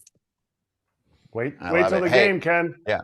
Wait till the game. Make sure you have your sweater on, because people who haven't been to San Francisco, it's hot in BP, and you come out and you're like, holy crap. But the Yankees came out hot. Are the Giants going to be able to come out hot in game 2, just like the weather changes? Well, I don't know. They're facing Cam Schlittler, and this guy, we saw him in the playoffs last year. We saw him down the stretch for the Yankees, really the whole year. He is special, and the Yankees are expecting big things from him. He could be their first homegrown ace in a while, and I don't know if the Giants are going to be they're going to handle him today. Robbie Ray's going for the Giants. Obviously, it's baseball. Anything can happen. We've seen a lot of great pitchers already get kind of beaten around a little bit, so who knows? Hey, Ken, question for you while you're out in San Francisco. The Giants had this dynasty run, right, where they won 3 titles in 5 years. What's the viewpoint right now from San Francisco over to LA? It's the one team we haven't gotten to today. Of course, they had like all the pomp and circumstance. Will Ferrell driving around, Freddie Freeman and Miguel Rojas, and they win 8-2. So I don't know. What would you use? Is there jealousy? Is there envy? Or they're like, hey, they're having their run. We had ours not too long ago. I don't know that they're worried so much about the Dodgers as they are themselves, Scott. And they should be worried about themselves. They've had 4 straight years where they've been right around 500. Maybe 2 games over, 1 game under, 3 under, whatever. It's been that kind of mediocre stretch for them. And what they're trying to do is get back to what you were talking about, the 3 titles in 5 years, 2010, 12, 14. Hard to do. Hard to do when you've got a behemoth like the Dodgers in your division. But at the same time, they just need to get themselves straight. They've got a new manager. We all know that, Tony Vitello. They brought in a number of players as well over the last 12 months, starting with Devers. We'll see how it plays out. But they are just trying to be an above-average team again. That's what they have not been in some time, frankly. The one thing I will give them credit, there's a lot more star power names that you know, right? With the Giants, they've done a nice job of that. While we stay in the division, we haven't gotten to this on the show either, and wanted to get your take since you were part of the article in The Athletic. Where are we at with the potential Padres sale? It looks like they're going to sell for a healthy number. Very healthy number. And the report that we had the other day, Dennis Lynn and I, was that they are looking possibly at $3.5 billion. It's $1 billion over the previous record, which was for the New York Mets. This is the San Diego Padres. Now, you might ask, well, why is this happening? Why this demand suddenly for the Padres? A couple of things. One, and maybe most of all, there are 4 groups here. Most of them have California roots in some fashion or another. And you're not seeing California teams come up for sale. So that's a rare thing. And obviously, California is a desirable place. San Diego is a desirable market with a beautiful ballpark. But the Padres also deserve credit for putting themselves in this position where they are not really a small market team in terms of at least their attendance revenue anymore. TV is a different story. It's a problem all its own. But by the late Peter Seidler spending all the money that he did and committing to the players that he did, it has transformed the franchise. It has elevated them. Now, you might ask, well, why can't other small market teams do this? And that's a fair question. But MLB people will say Cleveland, their owner, Cincinnati, their owner, Pittsburgh, etc. Those guys do not have the money that Peter Seidler did. They can't operate like that. That might be true. But it also might be true that maybe baseball needs some new owners, and Cleveland's getting one. Cleveland's going to have David Blitzer there at some point soon. And it's a real interesting question too, Scott, as we get into the CBA year, the labor year right now. And once this deal goes down, let's say the number's 3.2 or 3.0, whatever number it's going to be. It's going to be above 3, it looks like. Then I'm sure people on the union side will say, well, look, this demonstrates how healthy the sport is. Team selling for $3 million in that market, come on. And then I'm sure owners will say it doesn't solve any of the competitive issues. This is a unique outlier type of situation. And there will be the usual disagreement, as there always seems to be between these parties. Yes, as usual. That'll be interesting, like you said. I want to talk about the rookies. First game of the year for some of these guys. What's one guy that stood out to you where you could see this trickle effect of him taking off and being that rookie of the year? McGonigal for sure, Todd, and Weatherholt both. Now it's one game. I don't have to tell you guys, it's just one game, but McGonigal hit all spring. What he does is hit. Goes 4 for 5 yesterday. First pitch double right off the bat for his major league debut. This kid, I've said this and I believe it. If he is what we saw, or some facsimile of what we've seen, that's a different team all of a sudden. It's a team with a more dynamic offense. And when you put that together with their pitching, they've got Valdez going today. It's a pretty impressive, maybe even a World Series type club. Weatherholt, of course, is in a different situation with a big home run yesterday. The Cardinals are rebuilding, and he's getting the chance with them. And for that reason alone, I kind of like his rookie of the year chances because he's going to play. And we'll see how it turns out. There are a number of tremendous rookies this year, especially, I would say, in the National League. And we haven't even seen Connor Griffin yet. He's going to start the year in AAA. So it's a really exciting time for the sport, seeing these guys come to the league right now. All right, we're going to hit your 12 intriguing storylines. Which of those 12 do you feel like are your favorite? You have to choose a favorite, but which of the 12 do you feel like supersede the other ones? That's a good question, Erik. I would say the labor one that I wrote was my favorite only because it pointed out something that we've come to simply not expect anymore. And that's the possibility of a CBA happening during the season or shortly thereafter before the expiration of the agreement. And what I referred back to was my first year at Fox, 2006. And that year, I got a call from one of our executives during the World Series. And he said, get ready. There's an announcement imminent, and we're going to have a CBA announced tonight. And you're going to have to interview the Commissioner Bud Selig and the head of the union, Don Fear, on the field. So that did come to pass. It was like October 24th. And my goodness, we don't expect anything like that this year. Rob Manfred has already said he'd use the lockout as a strategic tool in negotiations. So I was just pointing out in that it doesn't have to be this way, even though we all expect it to be this way. We're primed for it to be this way. Which will be the least likely to be repeated if it happens this year? The Dodgers three-peat or the Tarek Skubal three-peat? Oh, those were two of your other intriguing storylines from the article. I would say both are unlikely, but I would go with Skubal, actually. And I know everybody thinks, oh my gosh, the Dodgers are going to win. They win every year. They don't win every year. This is a relatively recent phenomenon. And Skubal, as we saw again yesterday, remains one of the dominant pitchers in the sport. And a third straight Cy Young should be within his reach. Now, Garrett Crochet is going to be right there with him. Again, you might see someone else emerge, but I kind of like Skubal's chances better than I like the Dodgers because in the playoffs, I know it hasn't happened in the last 2 years, but it came close to happening. In the playoffs, you can get upset. Things can happen. You can get beat. Yeah, it was very close. If you look at that Blue Jays series and how close they were to winning multiple times. Ken, thank you. Enjoy it out there, the beautiful day, and then stay warm at night and have a great weekend. We'll look forward to you on Fox on Saturday. Thanks, guys. Thank you. That's FT Senior Insider Ken Rosenthal, part of Inside Scoop, which is presented by Game Changer today.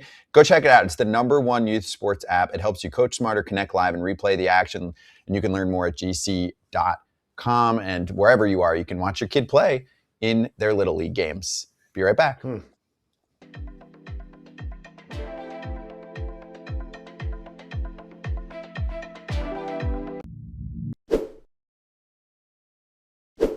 AJ, this episode is brought to you by our friends at Fox One. Fox One is where you can watch AJ Pierzynski. And I get this email every week now, AJ, that says what to watch this week on Fox One. They give you the weekly watch list. And now that is going to be full of Saturday MLB games with a little bit of you, a little bit of Ken Rosenthal, and your friends. Absolutely. That starts next Saturday, Sky. You can watch all the games on the Fox One app. You can watch college basketball. You can watch college football. You can watch, they have IndyCar, they have NASCAR, and they have great shows. Fox One is the app that really does have it all. Start your 7-day free trial today. Offers are subject to change. Go to Fox One for complete terms and conditions. Fox One, streaming now. Yeah, that's what he said. That's what he said. That's what he said. That's what he said. We have so many shows and so many guests that join those shows, so we'll try and keep serving them up to you throughout the season. And let's go to Halo territory. Gary DiSarcina joined those guys and said this. My time with the Mets, I got to coach third base my last 3 years there, and I got to know Anthony, and we played them, 16, 17 times a year, and he never missed any games, and he was always out there. I had a good relationship with them, talked to him about pretty much everything but baseball. I'd ask him, how can you rate Jacob deGrom? Nobody hits him well. How do you do it? And he'd just kind of have this self-deprecating humor. And he was just like, I just always had this respect for him as a person. I could tell, I'm like, God, this guy's so successful. And I could see the reason he's successful is because he has other things going on in his life. And when he went to the Angels, at first I thought he was going to do really, really well. It'd fit well out there. I think he's from Texas, be closer to home. And then I got let go by the Mets and I went to the Nationals, and I started asking around about Anthony. I started asking the people in our world who really matter at work, the trainers, the traveling secretary, the clubbies, the weight room guys. And I just started asking what the hell happened to Anthony? How come he left here? I just couldn't. He's this quality player. He was a World Series champion. And to a T, everyone, no matter who I asked at that level, was like, Anthony's a great guy. We all loved him, but we all knew baseball wasn't his top priority. He wanted to be with his family, and they would say to me, the Angels are going to regret it because that's not his thing, man. He's good at baseball, but it's not his love. It's not his passion. His family and friends is his passion. So I just started wondering, did somebody with the Angels not do their homework? Did somebody do their homework and voice their opinion and got shut down? So very, very candid Gary DiSarcina on the nose. Yeah, Kratz. And we've talked about this topic a ton because there's been developing storylines when he's out, and then there's the buyout or whatever it ends up being here. He's not part of the team anymore. Two things that I take. One is I have a hard time with he's more into his family. Everyone's into their family. I don't feel like that's a fair excuse. I think it's just more on the side of he doesn't love ball like most people do. And that's okay, but that's a guy where you should do your homework and make sure you're not throwing the bag at him. And I don't think the homework was done. Now, putting the positive spin on it, I think this is going to be a blessing for the Angels organization. It was awkward for the last few years. You have to answer the questions. He was around the team at times, and it can drag you down even if it's not a bad dude, right? If there's one guy who's there who's just like, oh, fuck it, I don't want to be here. You tell me. I mean, that would affect my high school basketball team. I'm sure it affects a major league team. Definitely affects a major league team, but I don't know if he was there that much. I mean, when you're hurt, unless you say, no, I want to go with the team. Like, I want to be with the guys. I want to make sure I'm there, which what we're seeing he didn't want to do.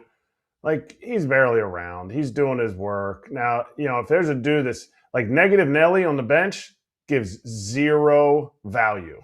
Like, those aren't the kind of guys you want around him. So if he wasn't around the guys, I don't feel like it's a distraction. Nobody's like looking down the lineup and like, oh man, wish we had Rendon. He would really kill this guy here. No, I think they had given up on him as teammates.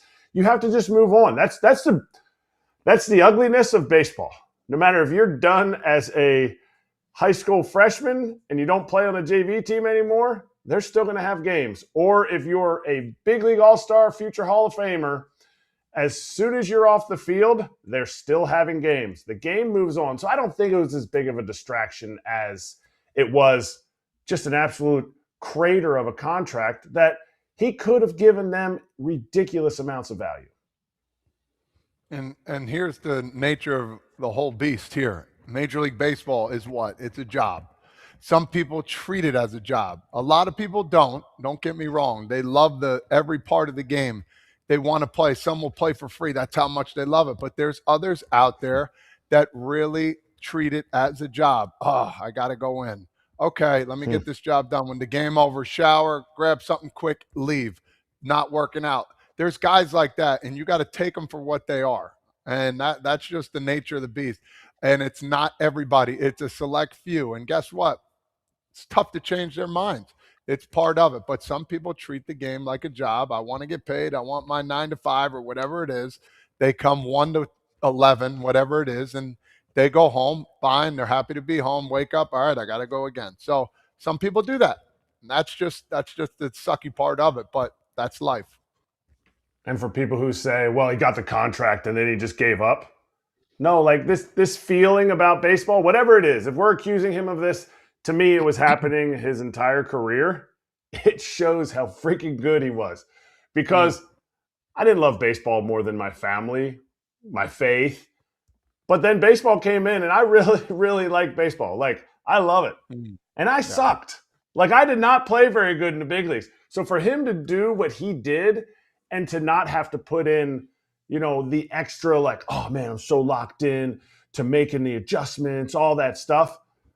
He was really good. That's what I think people forget is the fact that if a guy truly is, and that's the narrative that he has let us paint because he hasn't changed our opinion of it.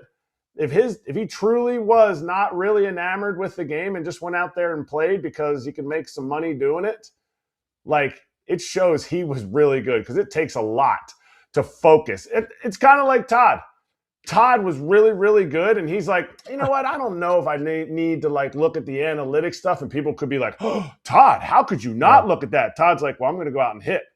And I don't need that stuff. Like, different guys' levels of abilities are really like, it shines through when you see different things like this come out about Rendon. Well said. And for more on that conversation, it's a great interview. Halo Territory is the spot if you're watching right now, just like you did for us yesterday with Bluebird. And just throw a little love, a little sub at Halo Territory, wherever you get your podcasts, and also on YouTube. Go for it. Mike DiGiovanna and Mark Trumbo run the show. Yeah, you can see they had Mike Scioscia on a prior episode. Let us slap.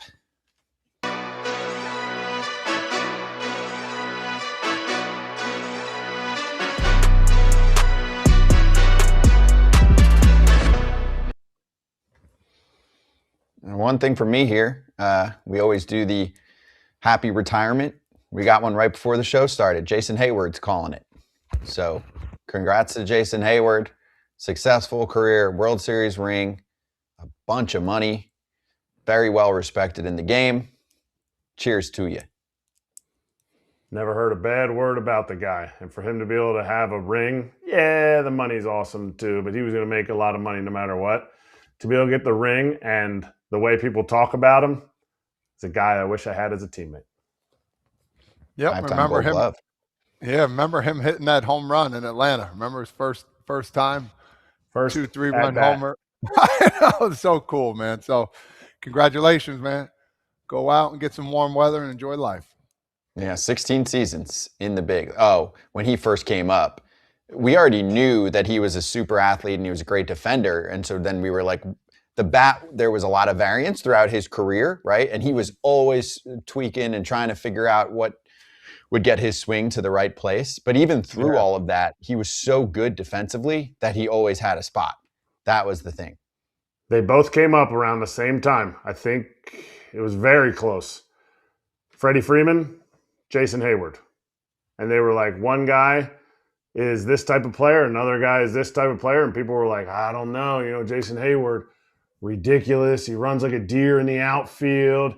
Freddie Freeman's a first baseman. Who's going to have the better career? I remember those discussions. And they both broke onto the scene popping. Freddie Freeman hit some big dingers against Roy Halladay. So it was cool to see now where their careers are.